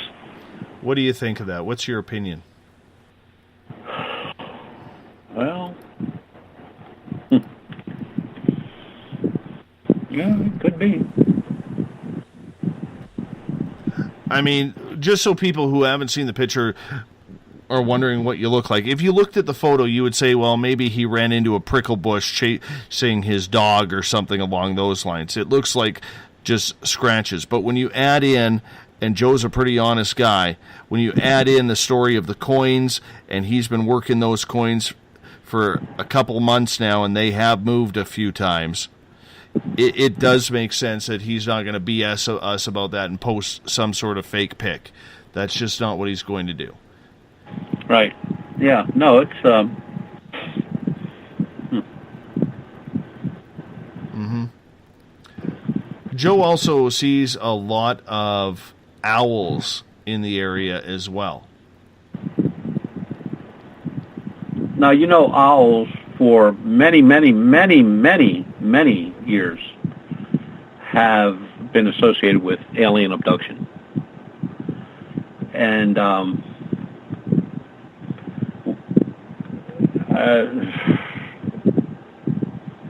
trying to think of the name of the movie that was out. There was a movie out, and the guy was looking through the window, kept thinking he saw an owl, and actually it was an alien head,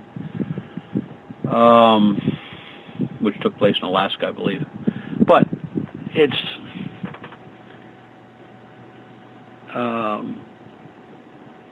well, definitely not a scoop mark.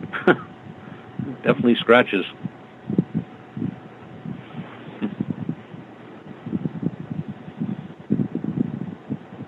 How long has this been going on with this guy? I don't know. I do know that he has had a near-death experience. He has seen the other side. He has seen Bigfoot tracks in the front of his house after he walked to his shed in the back of the house. And they were in the snow, I believe. He lives near an Air Force base that seems to have flights coming out at weird times. He's right on the Nevada border, so that means you know what happens in Nevada never seems to stay in Nevada. Mm-hmm. And once the delay kicks in and he hears that, I know he'll type something out. Basically says, since he was a kid, weird things have been happening.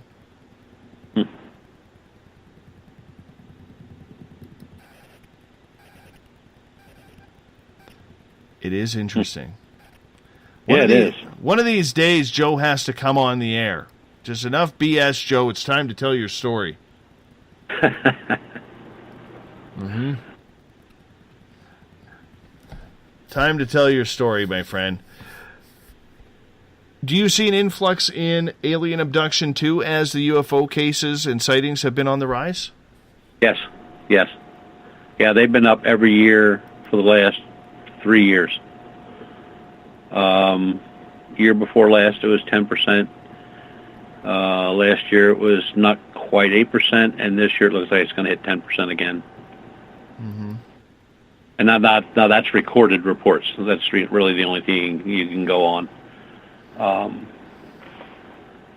Dr. Jacobs, I've contacted him and a couple other researchers, and to go through their reports and see if they saw an uptake, and yeah, they all did. I found mine by accident. I was just redoing a paper that I wrote, and I saw that, wow, did I have that many reports? And then I looked it up, and I was at 10%, and that's why I thought, very strange. Indeed. But everything's changing. I mean, things that you pass off or don't really pay a whole lot of attention to are things that all of a sudden, they grab you or you get involved with a case or two. And I would have never thought that as a UFO researcher that I'd be investigating cryptids. I just never seen that happening. And, in November 2014, I got thrown into the mess, and I probably, in my 27 years of researching UFOs, I probably crammed that much information into the last couple years with cryptozoology. And cryptozoology is tough because there are so many hoaxes out there. I mean, they make the UFO crowd look like geniuses. From Bigfoot hoaxes to strange animals to 20-foot long snakes that turn out to be sewer pipe. I mean, it's it's good to know that, there's forums like you have here, and this is a forum where, I get to talk to people who have experiences and have done their own research and have their own thoughts, and I get to share mine with theirs, and they get to share theirs with mine, and it makes my job easier. It really does, because now, would I ever think of Joe's case with the coins and stuff? Never, but I do now. I know it now, and there were quite a few things tonight on here that your folks have put in my little brain file, and it always seems to help me out in one way or another, whether it be the Todd Sees case or the cryptid case or the bipedal cases or my studies on the Dyatlov case with the missing hikers. There's always something.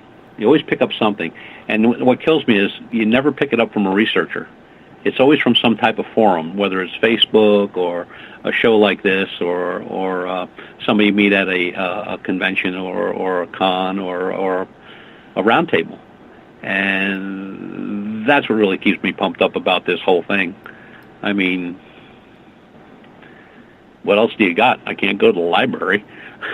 No. Can you pull me up a book on bipedals, please? What are you, nuts? So it's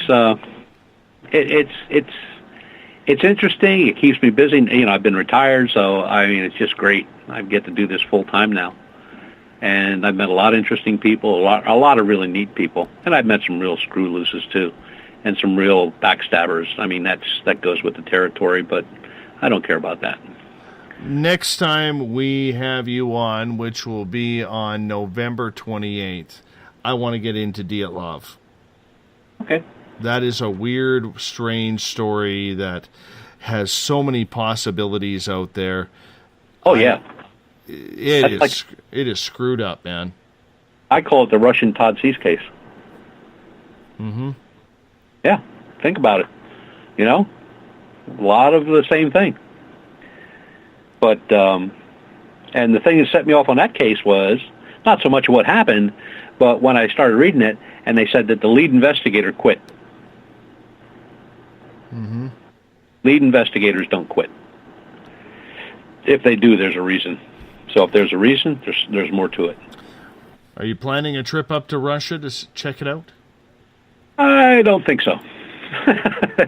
That part of the country, no, it's awful cold up there. Not in summer. Not in summer. No, but, they got a couple of those tribes up there that really don't, they find out I'm Polish, that might not go over well, Well, you can't say you're Ukrainian like I am. They'll just invade you. Yeah, exactly. Exactly. My friend, we got about a minute left. How can people get a hold of you and report any sightings to you? They can go on to www.u4cop.com is the webpage, or they can get me on Facebook. And on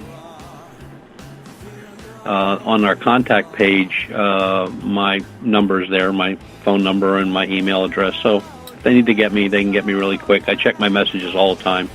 And even if I'm out in the truck, I have a phone in the truck that does the same thing, so I don't lose any messages. Mm-hmm. And there's always a computer with me or, a phone, so no problem there. And make sure that you tell Butch that you heard him on Space Out Radio talking to get a hold of you, so that way he knows where the information is coming from, too. Because the one thing we have going around here, Space Out Radio friends, is all of you out there are pretty damn good people, pretty honest people. And if he knows that, he might take it just a little bit more seriously because he knows the type of crowd we have around these parts. And yes, I am bragging about each and every one of you listeners to Butch right now. So don't blow it for me. Exactly. My friend, you hold on. I'm going to wrap this thing up.